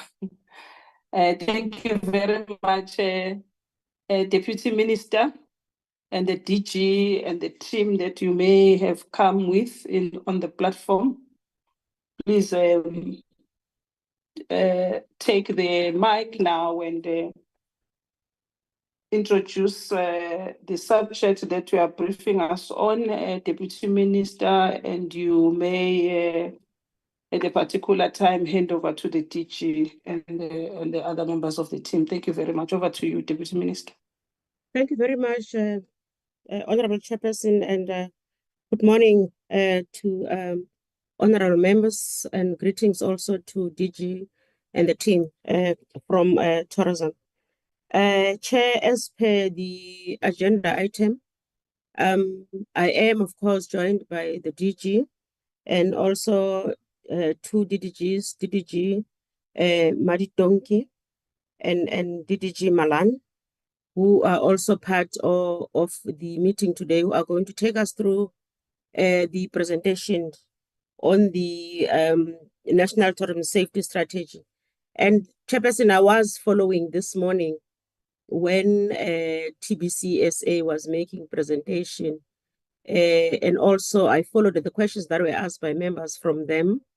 I just want to confirm and say that indeed we are working very close with TBCSA as a department, and also other departments who are involved, especially when it comes to the issues of safety within the sector, because you'll hear from our presentation that there are safety forums where TBCSA is also part of those forums, together with other sister departments which were mentioned here. I just wanted to add on that and say that indeed, I heard your closing remark when you said that as much as they're working with other departments, you would think that they should be working very close with our department. They are working very close with our department, and also there's a lot of projects that they are involved in, and that they always partner with us in some of those projects that they are involved in. Thank you very much, Chairperson. Without any waste of time, can I then hand over to the DG to take us through the presentation, or to decide who will then lead the presentation? Thank you very much, Chairperson. You're welcome, dear. Thank you. Good afternoon, Honorable Chairperson, and good afternoon to the honorable members, the Honorable Deputy Minister, as well as all the colleagues that are connected. Honorable Chairperson, having learned from the previous sessions where we bring other staff members as part of the delegation, and that we all have to play our role, we have agreed that DDG Madidonki Sitwaba is going to be the person who will do the presentation. Thank you very much, Honorable Chairperson. Madidonki. Thank you very much, DG. Good afternoon, Honorable Chairperson and honorable members. Good afternoon, Deputy Minister in DG and all colleagues in the meeting. If I can have the presentation slide.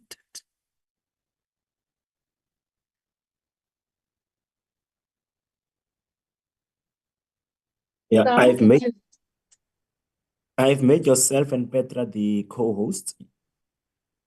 Okay, I'll fly to the DDG. Thank you. Thank you.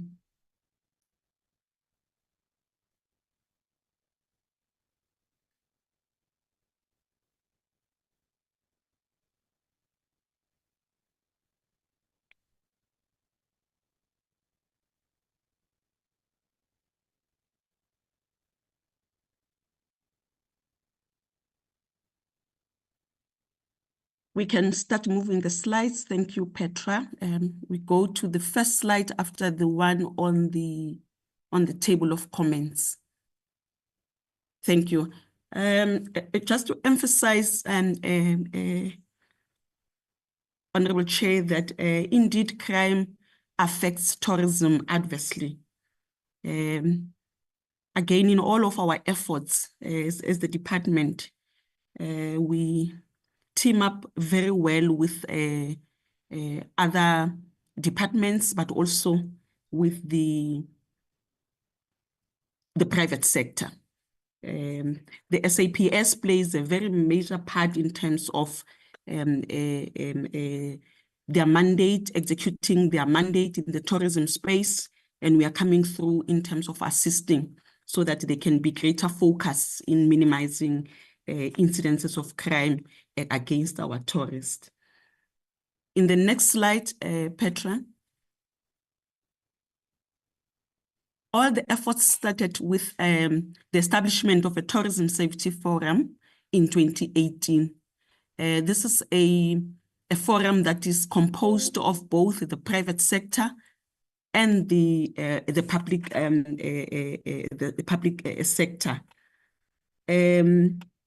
Its purpose is really, amongst others, to make sure that issues related to crime in the sector are dealt with in an integrated manner. The forum reports to the Minister on the implementation of agreed and adopted action plans. And outside the forum, we are engaging with diplomatic corps, taking into consideration that to make our country a destination of choice, we really need to spread the message about what we are doing across the world to ensure that tourists are safe. We have also shared our strategy and our actions with our own missions abroad to ensure that they spread the word about what we are doing to fight crime and promote safety in tourism. The establishment of the forum led to the development of a tourism safety strategy. The strategy sets out priorities. It sets out the roles and responsibilities of government in fighting crime, the roles and responsibilities of the private sector, and any other relevant stakeholder. It does identify effective approaches, mainly to deal with crime, but also to reduce opportunities for crime against tourists.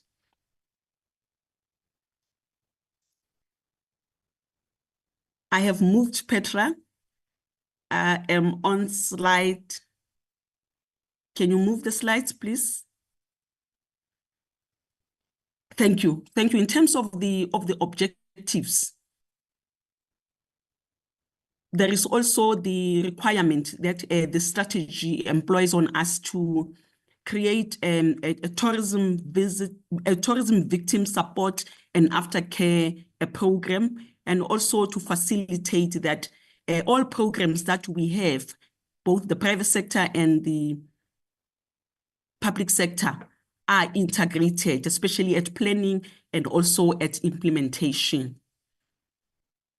From the strategy, there was an MOU that was signed in 2019 by the department represented by the Director General and the SAPS represented by the National Commissioner. The MOU led to a safety action plan which details the key focus areas that all parties must focus on in terms of fighting a crime and promoting a safety in tourism. One of the programs is the Tourism Monitors Program. We are implementing the Tourism Monitors Program through the EPWP.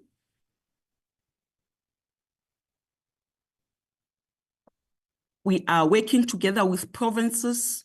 We are working together with TBCSA representing the private sector to ensure that we recruit, we train, mentor, and deploy unemployed youth in identified tourism attractions. We had rolled this program in all the 9 provinces, including in areas that were identified, working together with the private sector. In this financial year, starting from, I think we launched this program late in 2023.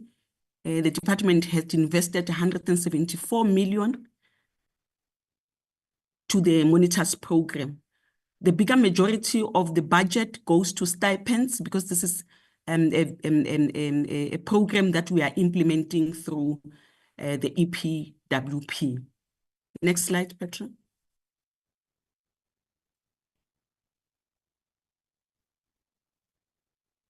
If I had to go to the purpose for the Tourism Monitors Program, it's clearly to make sure that we promote visibility. Our tourism monitors, when visible, the tourists derive comfort that there's somebody who's looking out at them. It's also to raise safety awareness, and again, to ensure that we skill our unemployed youth so that we can increase their chances of obtaining employment. Next slide, Petra.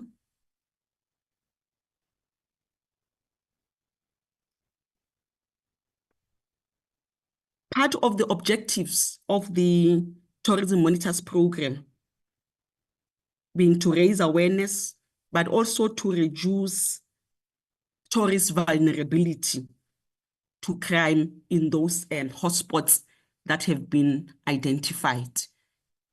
We can move. What the tourism monitors assist with on day-to-day basis is that they patrol, they do engage with tourists to raise awareness and provide information. They work close with South African police services in that they report crime, incidences of crime to the police.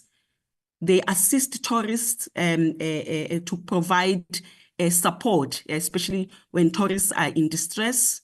They provide information about the country, where there are incidences. They assist tourists by taking statements. When the matter is in court, they are able to attend court and testify where there are witnesses. They assist, they work together with the police to open dockets, and they compile incident reports. We do train the monitors. They spend some time in classrooms, other than when they are deployed, where they then do the theoretic, the practical learning. But we are training them on the National Certificate General Security. It is at NQF level 3. And some of the elective unit standards are done according to the areas where they are exposed. Like when we are putting them at the ports of entry, then the Border Management Authority will then decide what elective unit will be relevant for them to be effective in that area where they are placed. We have worked together with the SAPS, the HRD unit of SAPS, to develop a specially designed safety learning and development program for the tourism monitors. If we move to the other key focus areas, the strategy employs on us to develop a database of crime against tourists. This is mainly to have some information so that we can understand the trends.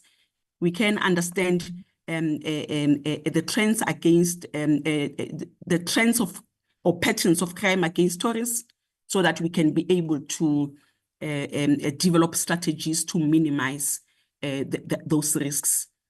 We are working together with the NPA in terms of moving cases that involves international tourists, especially at prosecution stage. And this has yielded good results in that we are seeing that through the virtual court hearings, tourists, there's no need for them to come back to attend a court proceedings. We have we've been working on some apps to promote a security and safety for tourists. We have partnered with SAPS in developing the MySAPS app, which is an app where tourists can be able to access safety tips in the country. The private sector has sponsored, initiated an app called the Secura Traveler app. Tourists can easily subscribe, and they are linked with private security companies and health facilities in times where they are under attack or they are distressed. Currently working with the CSIR in terms of developing and completing the development of a software application, as the CMO, which really is able to provide a holistic view of the environment in real time. We are going to be piloting it in some destinations where tourism monitors are deployed. We are participating as a department in the net joints. We have submitted a representative so that when there's planning in the net joints and execution of safety aspects, tourism's voice is also ahead. At provincial level, we have facilitated the establishment of the Provincial Tourism Safety Forum, and we are pleased that all provinces have since established their safety forum. And even at provincial level, there's quite a close working together with the provincial offices of the South African Police Services. Recently adopted a crisis and communication management strategy to ensure that when there are incidences or when there needs to be communication in times of crisis, it is more coordinated and that we send a coordinated message. All provinces have also established a tourism victim support. Some other provinces are currently seeing to the resourcing of the tourism victim support. There's 2 provinces who have since resourced their victim support program, and the other provinces are learning from them and working together at the forum, the national forum, so that they can be able to share standard operating processes and to make sure that all provinces do have an effective tourism victim support. In the department, we conduct tourism safety awareness campaigns, which are very helpful in terms of bringing everybody together, all law enforcement agencies, departments such as Home Affairs, the private sector, the road traffic infringement agency, to come and be able to be on the streets, meeting with travelers, meeting with communities, to educate them, to make them aware of issues related to crime, and to be able to spot and identify illegal activities that are happening within the sector. Honorable Chair, in terms of the tourism white paper that was approved by Cabinet and recently gazetted, recently in October, the white paper does mention the issues around safety, and it calls on us to continue working together to ensure that tourism grows and it is rid of the scourge of crime. In conclusion, Chairperson and honorable members, the department remains committed, and we continue to drive collaborative efforts with all our key stakeholders to be able to tackle the issue of safety and security.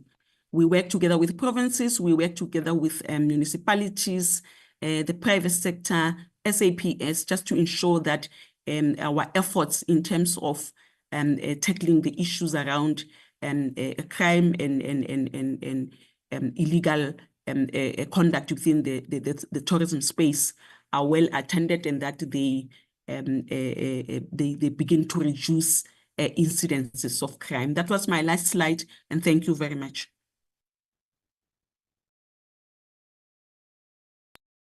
Thank you very much, DDG Sitwaba, if I'm pronouncing your surname correctly. If not, you'll pardon me.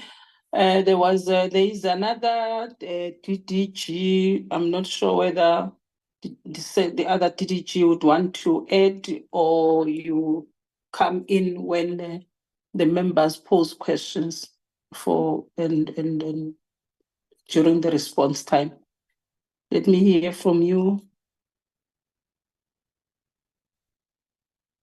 Honorable Chairperson, she was unable to connect. I think it's network issues. Okay. I'm happy that there are 2 women DDGs. we'll meet her next time when we are physical or visual, when he's able to connect. Thank you very much for the presentation. That's the presentation, honorable members, by the DTG on the safety strategy for tourism sector. I'm now giving the members an opportunity to raise questions of clarity or comments. Member Motley indicated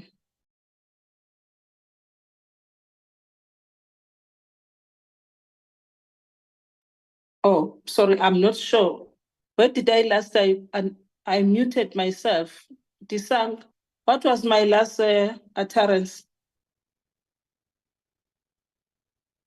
So that I don't repeat myself.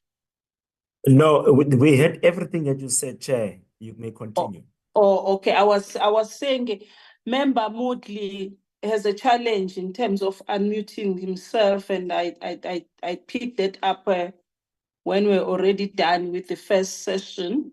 If that's still a problem, Mr. Moodley, you can write your question if you wish to the chat group. The committee secretary will read your question when the time comes.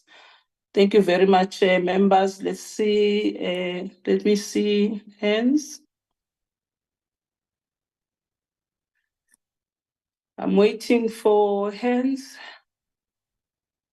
I can see 2 members, 3, 4. The others still coming.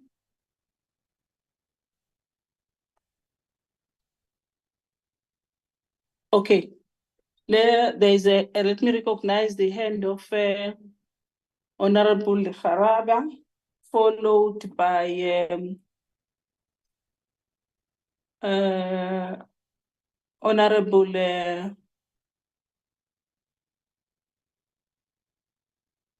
Tito, then Honorable Ismail, and then Honorable Mkunu, the last one. Thank you. In that order. If there is a question, yes? Yes? Can I get in? What's the name of a member? Ligarab. Yes, sir. You are the first one. Ligarab. We are the first one, Ligaraba, yes.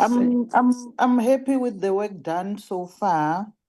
The presentation it's very clear and we can see where we are going. But during the presentation by the DDG, she mentioned about other provinces that without the VPS. She just said there are other provinces without the VPS. I just want to know what are those, who are those provinces and that are failing to respond positively to the call, because we know that crime is not planned. I mean, on our side, it's not planned, but on the side of the criminals, they are always planning, and crime knows no boundary. What is it?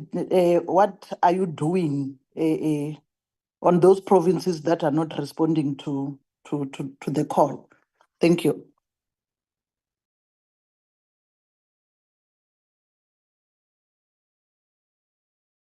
In that order, members, if I may remind you, is Honorable Tito.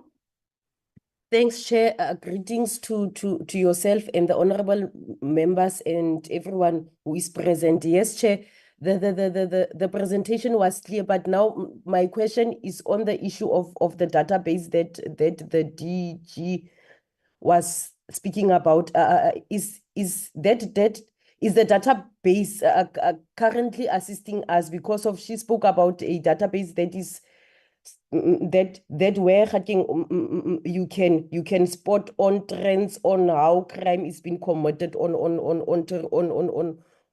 tourists, and then is that database, Chair, assisting us, and then how often are they checking the database to check Is it assisting them and all of those things? And also, Chair, is there any awareness that is being done in campaigns that are conducted at our airports, because of most of the tourists, they are arriving at the airports, and then is there a constantly awareness that is being done, especially currently right now when we are facing festive seasons? Many tourists are coming to South Africa, and then on a daily basis, there must be a camp somewhere at the airports where tourists have been made alerted that maybe in this place there is danger, that place like that, so that we must combat a crime, all of us. Thanks, Chair. In that order, members. Thank you, Chair. Good afternoon again to colleagues and to the department present. Thank you, DDG, for the presentation. Well received. However, I do have some questions. My first question.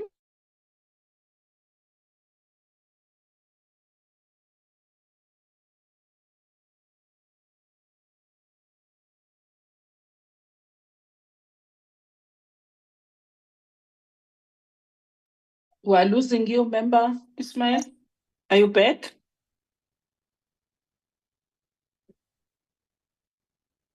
Let's wait for her to come back a little bit.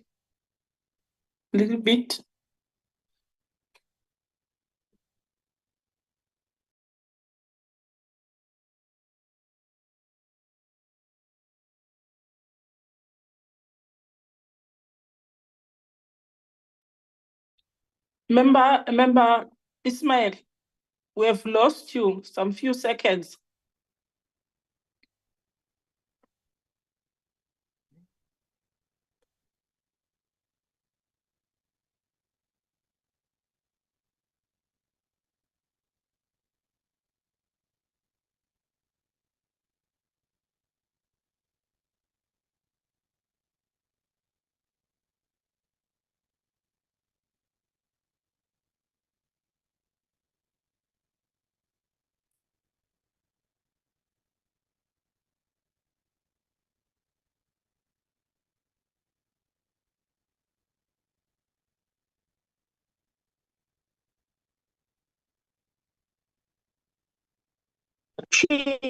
Apologies, I seem to have lost connectivity. Yes, you were saying that the presentation was well received, but that it raises some questions. And now he has left. Thank you, Chair. Oh, May it's back. I You're back. continue Okay. now? All right. Yes, continue. Yeah. Thank you so much. Okay, thank you. I'm so sorry. I think we just we had a power failure. But anyway, thank you that I'm back. So yes, my first question. Thank you, DDG, for the presentation. I'm just starting from the beginning because I'm not sure what has been heard. What are the projected funding mechanisms and timelines for the safety strategies implementation plan? You've highlighted 174 million rand towards the monitors program. Is this the crux of the implementation strategy? And what are your timelines and for implementation? And obviously, if there's anything more that you can tell us with regard to budgets, I'll appreciate it. My second question, how does the department plan to measure the effectiveness of initiatives like, tourism police or tourism monitors and tech solutions? My third question, what role does the department envision for private sector stakeholders, and how will their contributions be incentivized? Now, we have been speaking about private public partnerships, but I just want a bit more detail for clarity, please. My fourth question or input is, I think it is actually vital. It is vitally important, I would say, for us to acknowledge the need for public-private collaboration over centralized government control in improving tourism safety. And I think, we should therefore, integrate community-driven safety initiatives to create localized solutions, and we need to ensure that there is a high level of socioeconomic upliftment. I think this is key to actually addressing tourism safety, because we need to address what is the cause of, these crimes. So I know this is not only a tourism issue, it's an interdepartmental issue. However, I'm just highlighting it so that we have this, that this is something that we need to take consensus of. And I think, it's also utterly important for us to say that we need to ensure that, foundational infrastructure and crime reduction serve as a bedrock, for a thriving tourism sector. And I would like to see this more pronounced in, where we're going with the tourism safety strategy.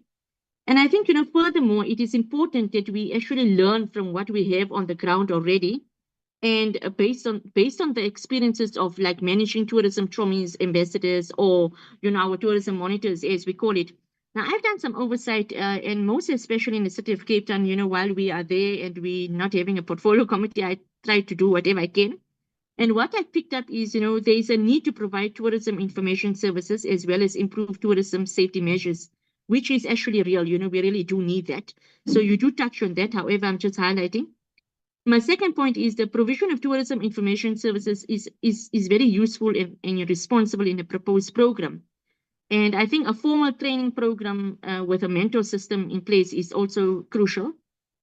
And, this can be a stepping stone into the tourism industry and provide students, with more insight before embarking on further studies or career decisions, because this is something that we need to look at going into the future, where the tourism industry plays a key role in, job creation and obviously, increasing the number of tourists, whether domestic or international tourists, into the various provinces into the country. Now, I'm highlighting this because I'm looking at it as an important matter. Now, to deploy trainees.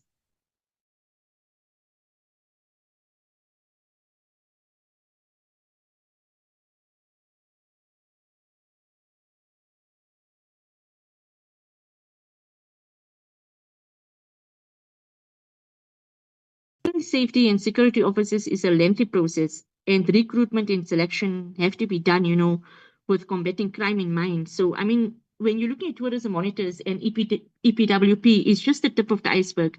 Are we really actually addressing are we really having the tourism monitor program as an effective solution to addressing crime, or especially the impact of crime on the tourism sector? This is what I would like to know more input from the DG or the DDG or the department. My next point of clarity, or, whether be a question, the proposed program will put recruits at risk. And this is where I'm highlighting again. When you're looking at this, the proposed program will put recruits at risk, increase the day-to-day management risk of trainees by third party. And, they may not be schooled, in safety and security protocols. So I'm just looking at the effectiveness of our training of our tourism monitors and how far we are going to be going with that. Because if you're looking at liabilities of local management entities, these are not clear in terms of the day-to-day management, the logistical arrangements for transport, accommodation, leave management, and roster scheduling and performance reporting to agencies appointed by national government. Now, I'm looking at it from a perspective of the province that is dealing with this. These are things that I've picked up are issues that provinces are having, and I think we need to really look at it in the long term to be able to say, how are we going to be addressing this so that we have a tourism safety strategy that is functioning, that is going to be making it easier for the provinces to actually implement as well, obviously with the guidance of national government. And then again, I think another challenge, if I could wrap up, member, please. The recruitment process may not yield the appropriate candidates for the local management entities because they are paid for labor like EPWP. And, they are used irrespective rather than fit for purpose deployment. And this is key because if we're looking at a long-term strategy and a long-term solution, we need to look at all this so that we actually have something constructive going by and not just an EPWP strategy rather than a long-term solution strategy, because this is also going to be helping with job creation. Chair, I've got a lot more to speak on, but anyway, because you're saying I'm a scurbit, I'll just cut it off there. Thank you. Thank you. Committee Secretary, is there any question from Member Mutley? If none, then I'll allow the last speaker. Nothing on the chat box, Chairperson. Oh, okay. That's fine. Let me now allow the next speaker. In that order, members.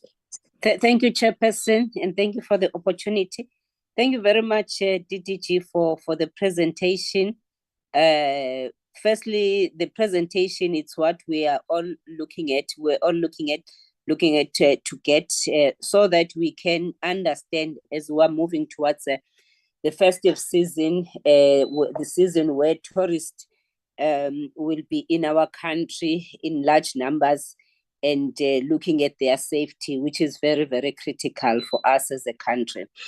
Thank you for this presentation. And I also appreciate the fact that you have signed the MOU with SAPS, and you are working with the other departments, working in areas like Sun Parks and Sanbi, Ismangaliso airports. Chair, firstly, let me commend the fact that you are at least providing some skills and practical work experience for our unemployed youth using the EPWP. Mine is to first request that as we are using them, you create a database for them, that you have created so many full-time to, I mean, what do we call it? It's a that one of permanent to full-time employees when it comes to EPWP. The second data that I would like to you to provide will be, once they've done the training, and I've seen somewhere where you were saying they are getting an I think an accredited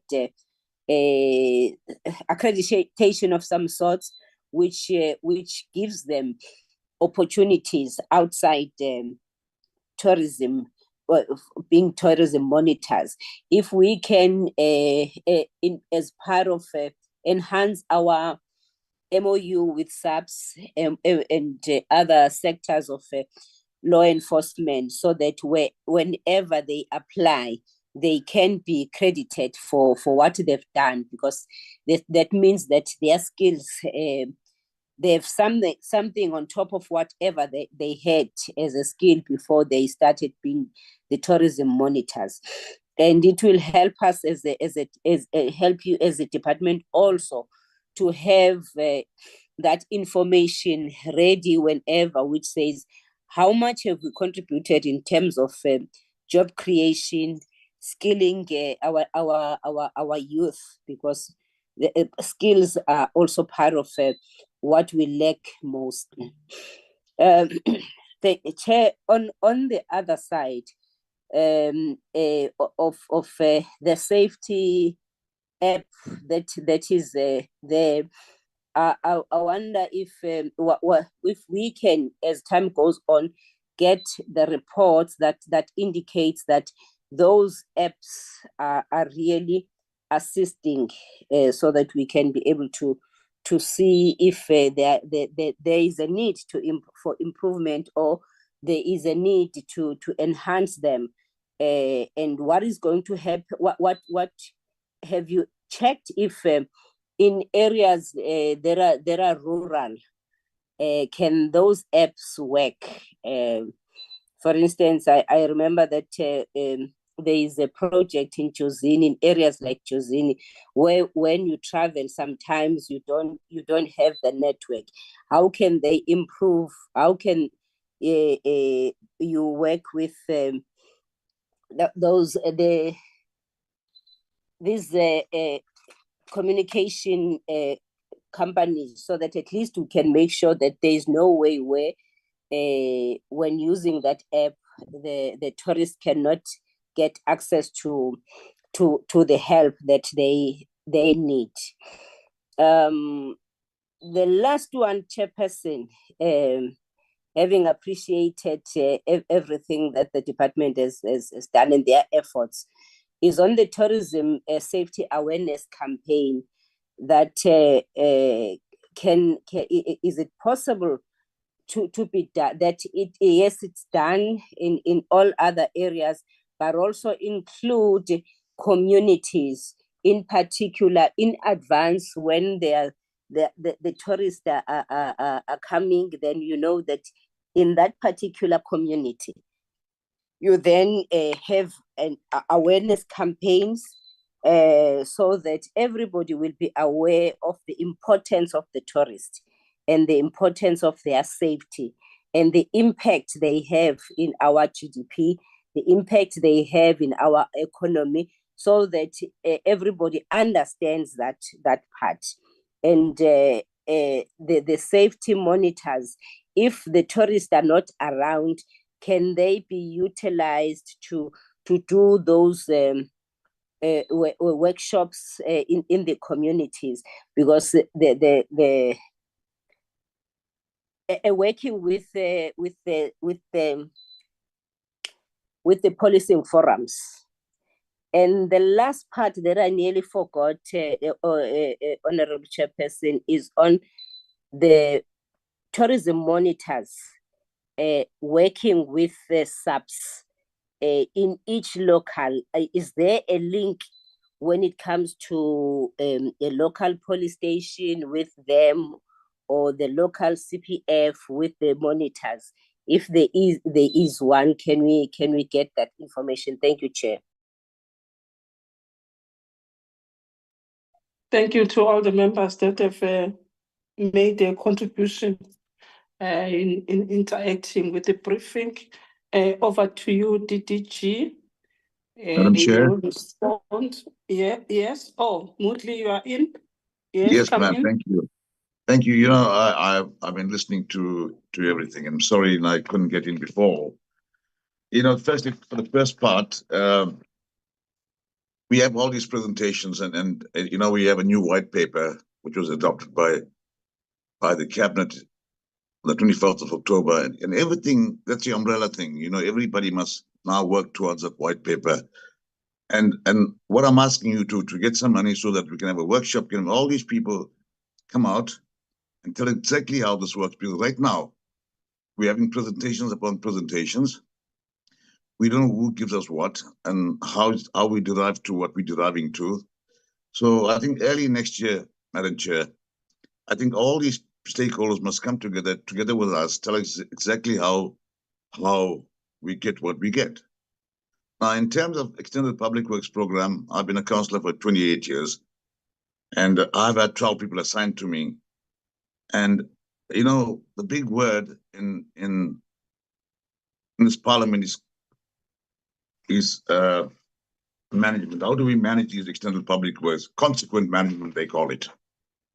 And I've had 12 of them, and they never used to come to work, and I used to battle for them to come to work. Now, we got 137 million given to provinces. I can promise you now, ma'am, there's no consequent management. We need to do something about that. We're giving money away, and nobody's watching how that money being spent. And the last thing I want to tell you, we went to Northern Cape. Myself, Honorable Asina, met 3 people that worked at the airport. And they get 2,400 a month, and there's 2 shifts there. It costs them 1,000 rand just to get home, and they work for tourism, by the way, and they're doing a damn good job. And they get 2,400 a month, and when they go home, they spend 1,000 rand for transport. Now, who's from outside, who's from Parliament or from the tourism sector here in Parliament is watching how our money is being spent? This 137 million we're talking about. That's what you call consequent management. We're not doing it, man. So the workshop is a very, very, I think it's important to have that, because we're talking here, and remember, we had no input in this white paper. I think none of us seated here today had any input in this white paper, ma'am. So if you have a workshop, all these stakeholders can come together and see how they fit into this white paper. It's a new thing. It's only October and November. So we're having this presentation, and they're good presentations. I think they come out very well. And I think things are beginning to happen here, because tourism was a problem before. You know, our board left us, and we had qualified reports, all kinds of stuff. So have this workshop, get some money, let let's do something about this. And you know, I'm new here. This is my 5th meeting. I know nothing. So if we get a workshop, I think all of us are not talking about this. We get us to one room where all the stakeholders are together. We sit and we iron this out and see who's who in the zoo. That's my submission, ma'am. Thank you. You're welcome, member. Thank you very much. Let's now hand over to the department led by the firstly, let's give an opportunity to the DDG to respond, and then the DG, if he wish to add, and the DM to close the responses. Thank you very much.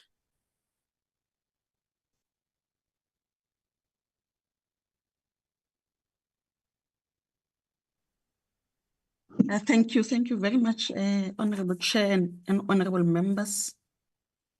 Thank you for some of the guidance that you have provided. I will then, the questions that have been raised. In terms of the victim support program,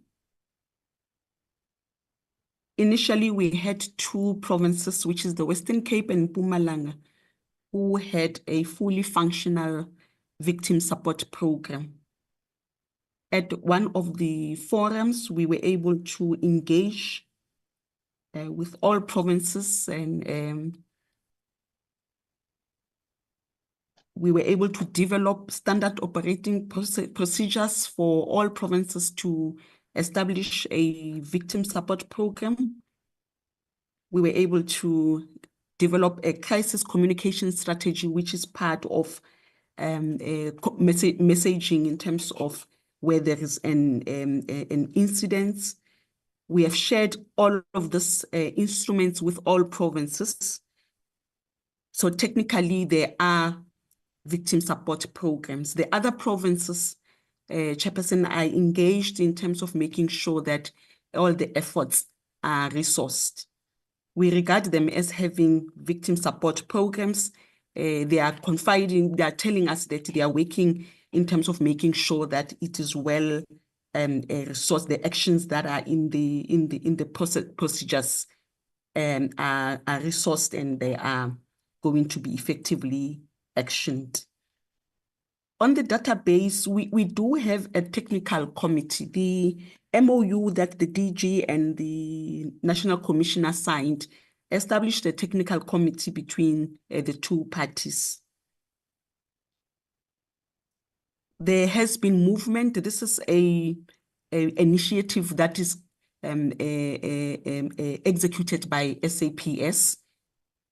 There has been movement in terms of them doing something to their legislation to be able to capture information. When a tourist walks in and they are laying a complaint or they are reporting a crime, they have since improved what they call the case management system to be able to get the full profile of the tourist. That is work in progress for the SAPS, but at the technical committee level, we are dealing with that, led by SAPS. Awareness campaigns, we rotate around provinces and we rotate around the so-called hotspots. Members will be aware that there were quite a number of safety concerns in the Mpumalanga province. We worked together with Mpumalanga province to be able to make sure that there is awareness about safety in those hotspots. At the airport, around towards the festive season, we have on the screens as to go into airports. I know that at OR, we always will have a screen, and normally we will utilize the minister coming on board and sharing safety tips with travelers. The projected funding mechanism and timelines, just to say the 174 million is the budget for the current implementation phase of the tourism monitors, and majority of it goes to EPWP stipends.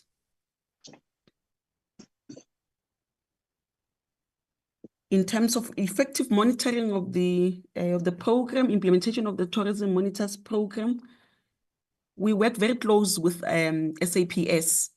When we plan the monitors program, any phase of it, we plan it with SAPS. The police stations are aware and they assist in terms of identifying hotspots where we must prioritize deploying tourism monitors. There's continuous engagement with SAPS in terms of enhancing the role that tourism monitors can play. We introduce our tourism monitors to police stations. I know that in some other police stations, the tourism departments have got a champion that is a link in safety issues with SAPS, and also providing that link with tourism monitors. But they do play an important part, the police, in terms of utilizing the tourism monitors and ensuring that in their specified roles, they are effective in assisting SAPS to manage and deal with safety issues. The private sector, as the presentation had alluded to, their contribution is very important in terms of the planning in implementation. We have mentioned that the Secura app is there. They had identified the Secura app, which is a private sector initiative. It is playing a very critical role in terms of the implementation of the tourism monitors. Communities are heavily involved in terms of the awareness programs. We are aware that if communities are left behind and they are not incorporated and they are not aware of the benefits that tourism brings to the country and to them, they are not, they will not be invested because they don't see the benefits. In our awareness program, we do these programs within communities themselves, and we really stress the benefits of taking care of tourism so that tourism can be able to take care of communities. The tourism monitors are recruited locally. We do our best to recruit them from around the areas where they are going to be deployed. And by that, we are inculcating a culture of tourism that communities will see the benefits.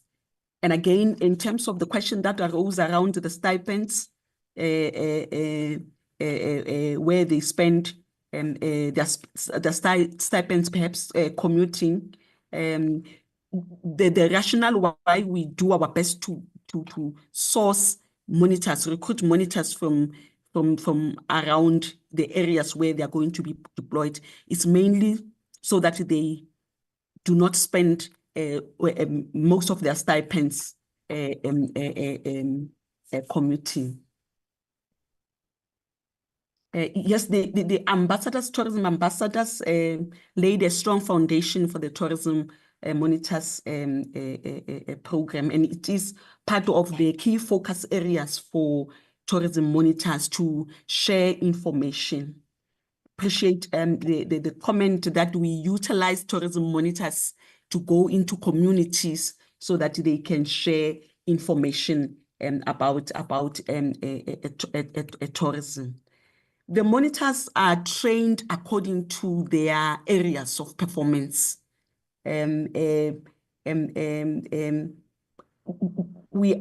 do our best to align the accredited training to go well with their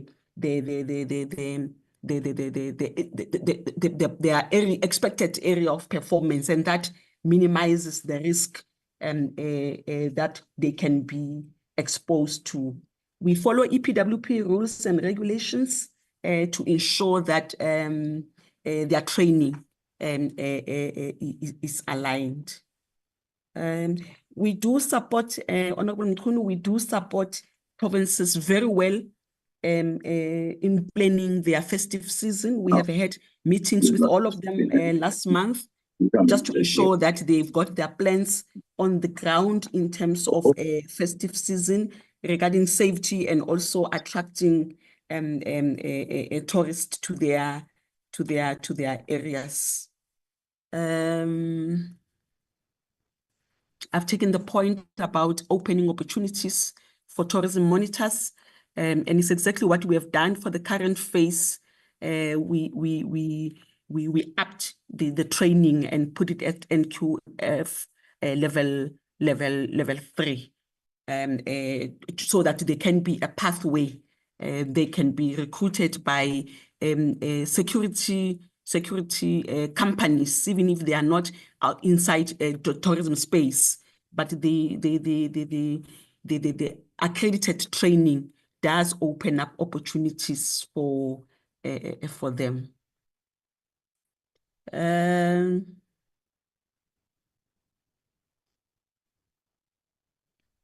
Yes, I think I have been able to address the questions that have been raised, and thank you, honorable members.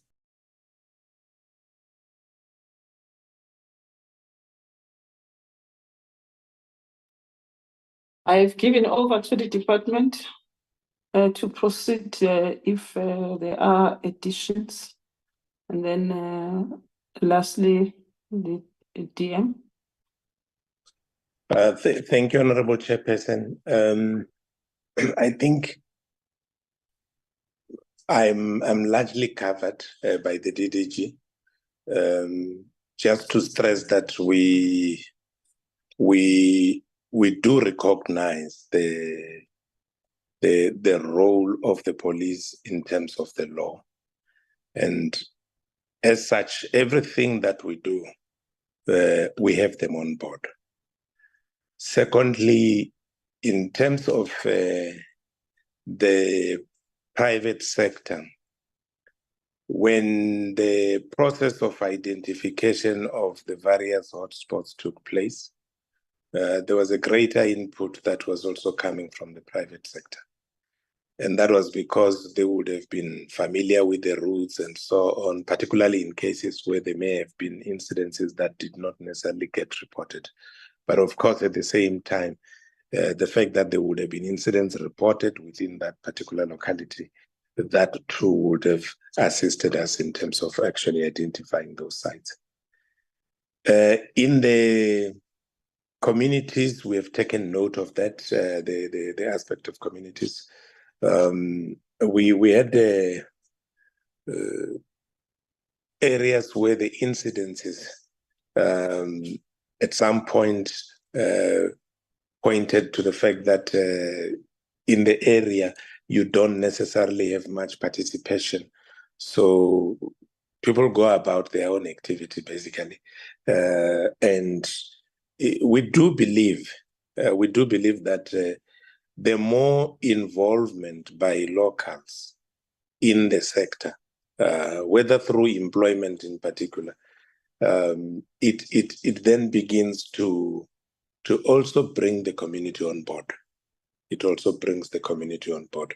I've taken note of the 2,400 amount of stipend that Honorable Moodley raised.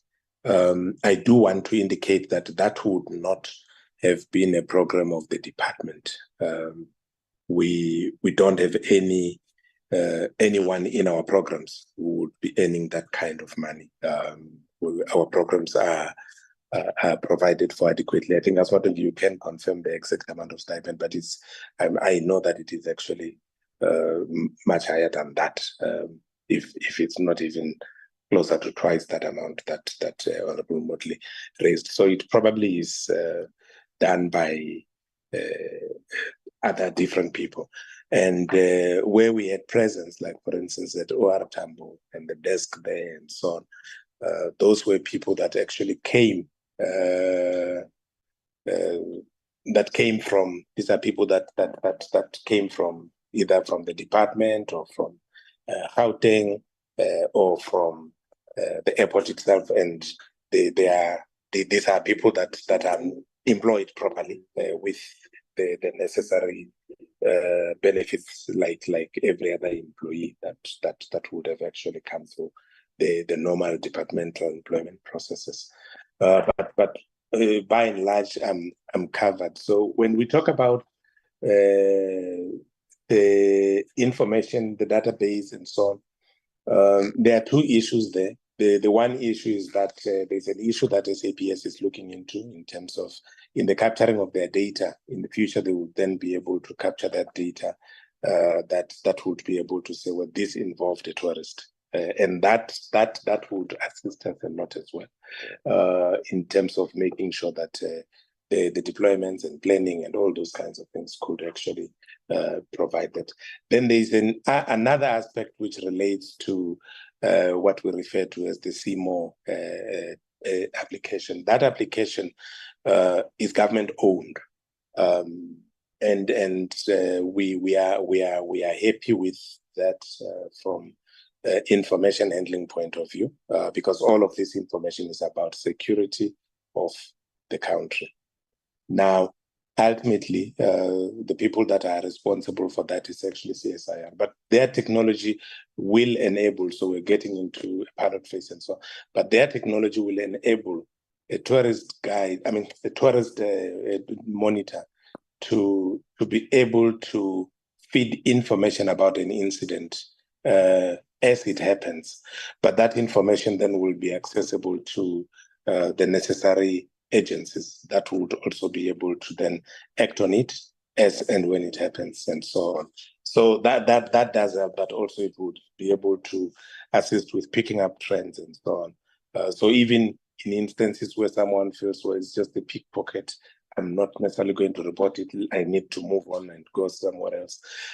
They will still be having that particular information, and we would then be in a position to have those engagements in terms of what does it mean for their planning and so on. Previously, there has also been from SAPS instances where they have made deployments during festive season to reinforce at different sites that normally have large volumes and so on.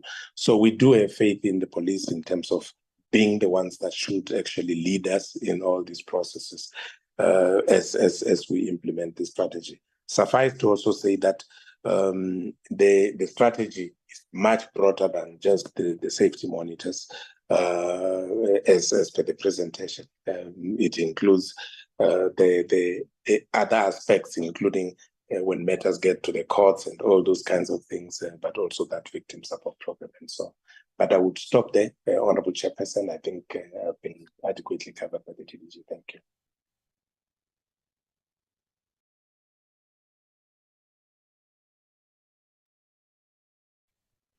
You're most welcome, DM. Thank you very much. Thank you very much, Chairperson, and thanks to DDG and the DG with regard to those responses as per the questions from the members. Yes, indeed, Chairperson, we are in the process of implementing this strategy. But I must say that as you have seen in the presentation, that the strategy came into effect between 2018 and 2019. 2019 is when the MOU was signed between SAPS and our department. But one thing that we need to remember that I also alluded to my team before we came here is that criminals has become very violent by and large. compared to 5 years ago.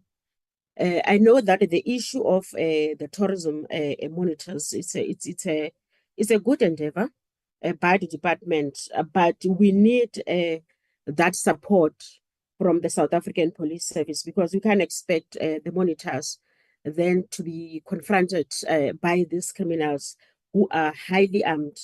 Therefore, these are some of the things that we have taken a decision that early next year, that is in January, we have a meeting that our DG has requested the National Commissioner that we need to meet as a team so that we can come up with some sort of ideas on how then we can deal with identified areas that we refer to as the hotspot areas, where we need a special approach when it comes to those. The monitors are doing a very good job, I must say, because in some instances, they are the ones that advise the department about areas that they think that we need a special approach, like the one that I've spoken about.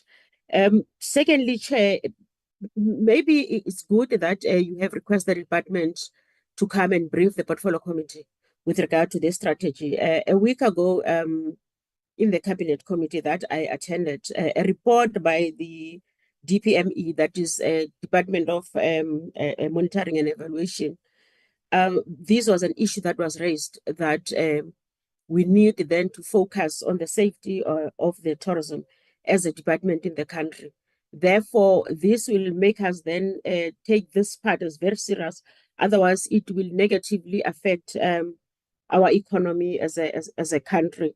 No, I think I'm happy with the way the department responded, because we are also affected as a department, as a sector, when it comes to issues of the extortion, because there are some of sector members who have closed up their businesses because of the fact that they're supposed to give criminals a certain amount of their takings to them for protection.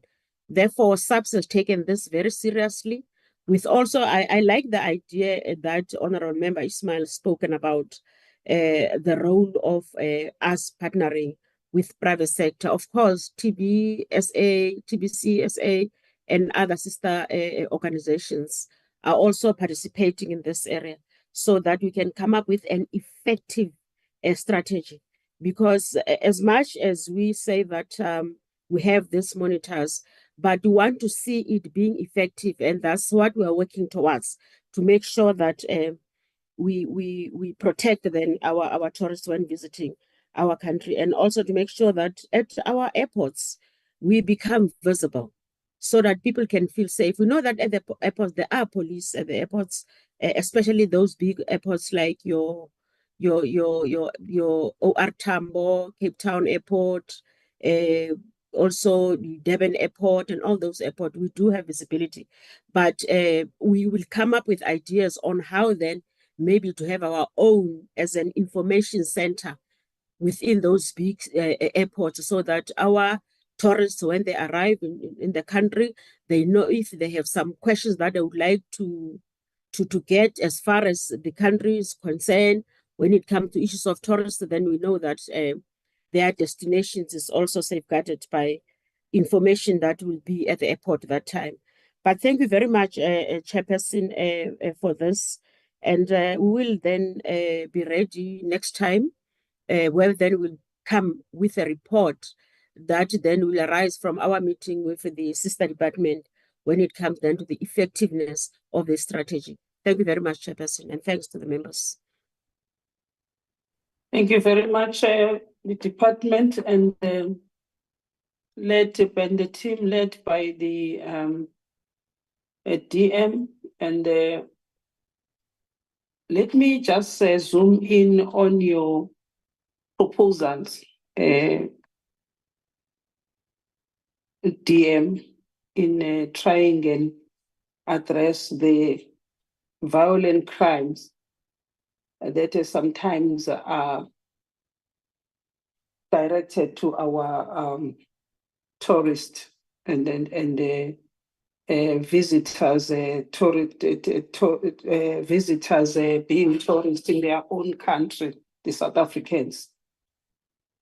Maybe you need to explore if tourism monitors cannot be enlisted as police reservists for possible employment as they will be trained by police after tourism monitor program that is provided by the department.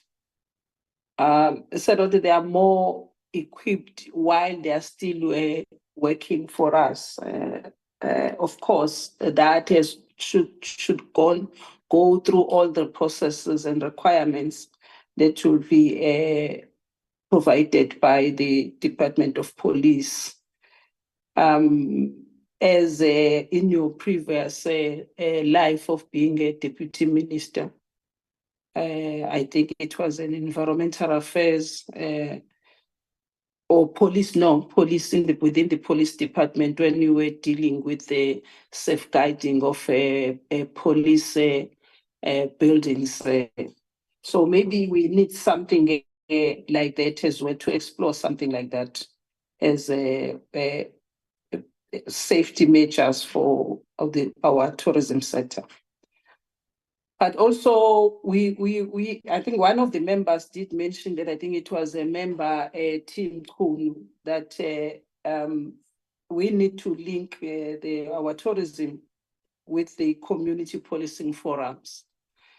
And also now, it's important for us for the department to involve crime intelligence services to identify tourism hotspots in the country. To assist those monitor our safety monitors, and also for the department to work much better with the police, and to assist with intelligence, crime intelligence, assist the police. But it will be even more greater if you are also afforded that kind of an information as a Department of Tourism. But also we need to make sure that the app is well communicated to South African citizens, as they are also experience crime. They become crime victims as they visit our areas of tourism.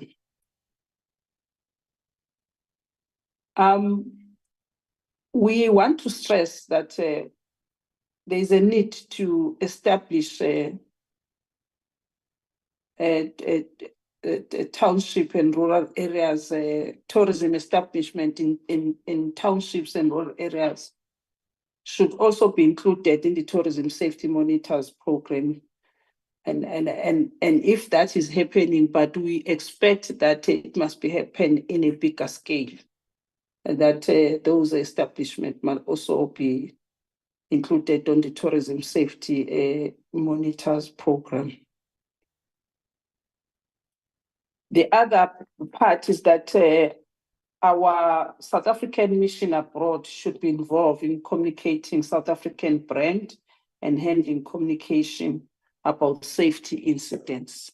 We know that in that you would work with the International Relations and Cooperations Department. The department should intensify tourism awareness programs to communities living around tourist attraction about the value of tourism.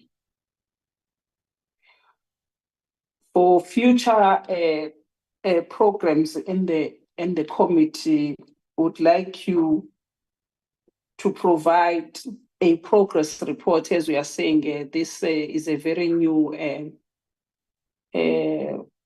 established safety strategy, and the implementation started in 2019. We would like to get a progress report on the effectiveness of the strategy itself, and possible get also resolution on international incidents, if that is permitted, to share with us in that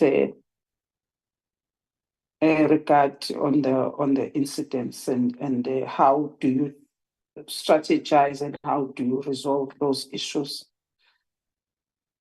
And let me generally say to Member Mutli, in general, there was a workshop that workshopped all members of the committee. All of us, we were we were workshopped as a portfolio committee. And unfortunately, during that period, you were not a member of the committee yet. By the time you joined the committee where all committees, in fact, including ours, were workshopped during the early days of the committee establishment. But having said that, time to time, we have 5 years to be here time to time on different areas. We'll have time to have a continuous workshop so that we are able to be equipped and be able to unpack and understand better the work that we're dealing with within the tourism of the government of South Africa, government of national unit. Having said that, members, let me now thank the department led by the Deputy Minister, Sochu, and release you. Thank you very much. And then the member will remain so that we conclude the few items of the agenda, in-house items of the agenda. Thank you very much. Thank you very much. Thank you.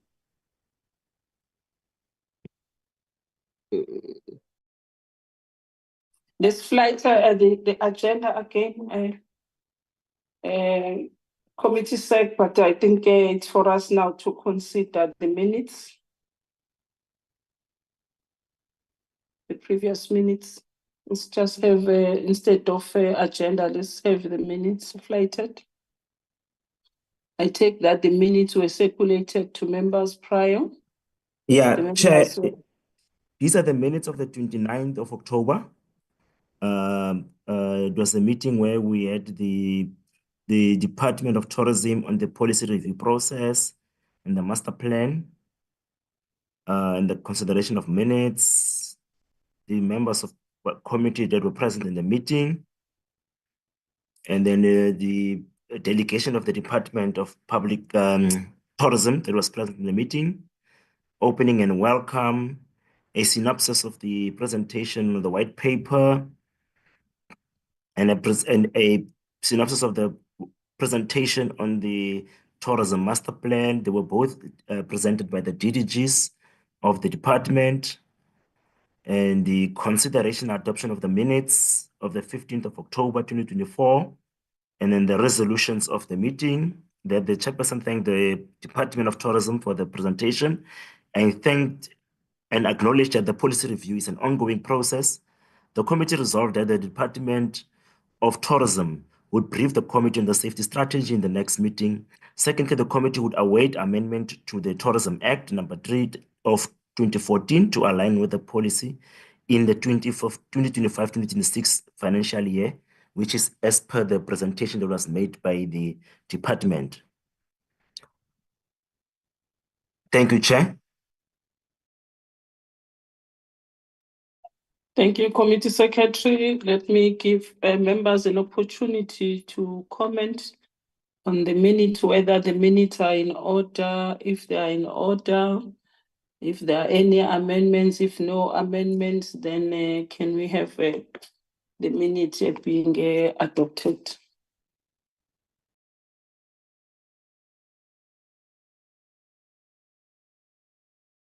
There is a hand by Honorable Tim Kunu.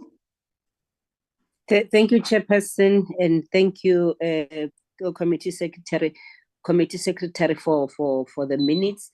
Comrade Chair, I would like to move that we adopt the minutes as a true reflection of our previous meeting. Thank you. Thank you very much. Any support of that move?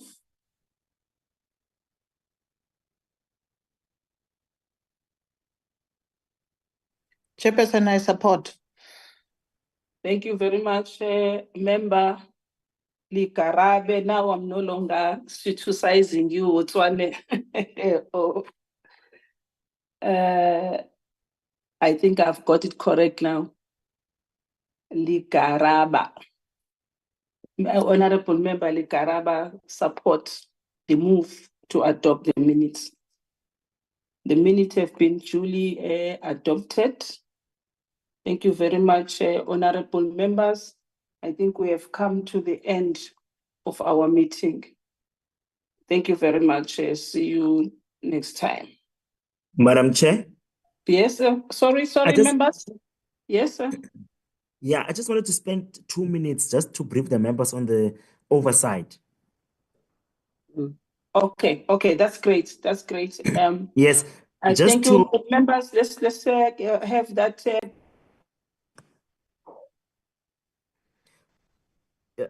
Just a few minutes, Chair. Members, as you know that the last week of Parliament, they have in terms of parliamentary program, they have given us 3 days, which is a Wednesday, a Thursday, and a Friday of the 4th and the 5th and the 6th. However, there is plenary on the Monday and the Tuesday. We are hoping there will be no changes to the parliamentary program within that particular week again. But the tentative program that we have is to have the oversights in the Western Cape. The proposed places that we have identified are those where the Department of Tourism has actually invested in terms of infrastructure. So it's for the committee to go and do oversight to check in terms of the presentation that we have received in Parliament, whether indeed those infrastructure projects have been implemented and whether there was value for money. So we have looked at the Cape Agalas Lighthouse Precinct development that is in the Overberg district, which is about 2-hour drive from Cape Town. And then we're looking at visiting one per day. And then on Thursday, we visit the Wolverskloof Resort. That one, it's in Ceres. Ceres is also about a 1 hour, 30 minutes drive from Cape Town to Ceres for the committee to go do the oversight there. And then the third one on Friday, which will be a short day because members need to travel. There's also an investment that was made at the Khayelitsha Lookout Hill, which is that one is not outside the city Cape Town, but it's within the township within Cape Town. That one is about 30 minutes drive from the CBD.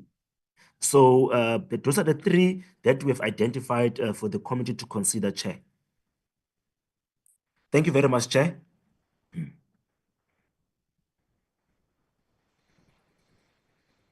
Thank you, Committee Secretary.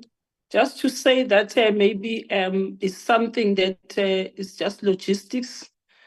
If we can reduce, adjust the time for coming back, because Cape Town after 3, the traffic is a nightmare.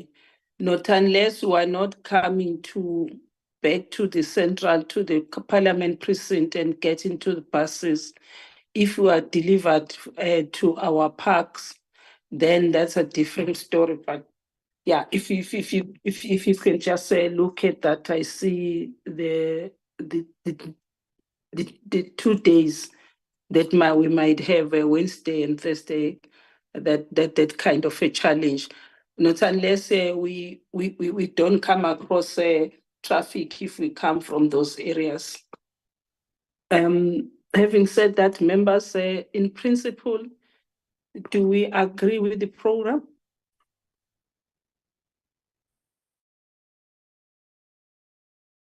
Agreed, Chair. Agreed, Chair. Thank you, members. Any different view? None. Quiet means support. Thank you very much, members, for that agreeing with the program. That's our program for except we'll adjust as we go along with time, especially the afternoons coming back. Thank you very much, members. And on that note, there's no other further announcement, Committee Secretary? Are we done? No, Madam Chair. Okay, thank you. Having said that, members, thank you very much for the meeting. and our team, the meeting is adjourned. Thank you, Chair. Most Thank you, welcome. Chair. Thank you, colleagues. Welcome. Thank you. Thank you.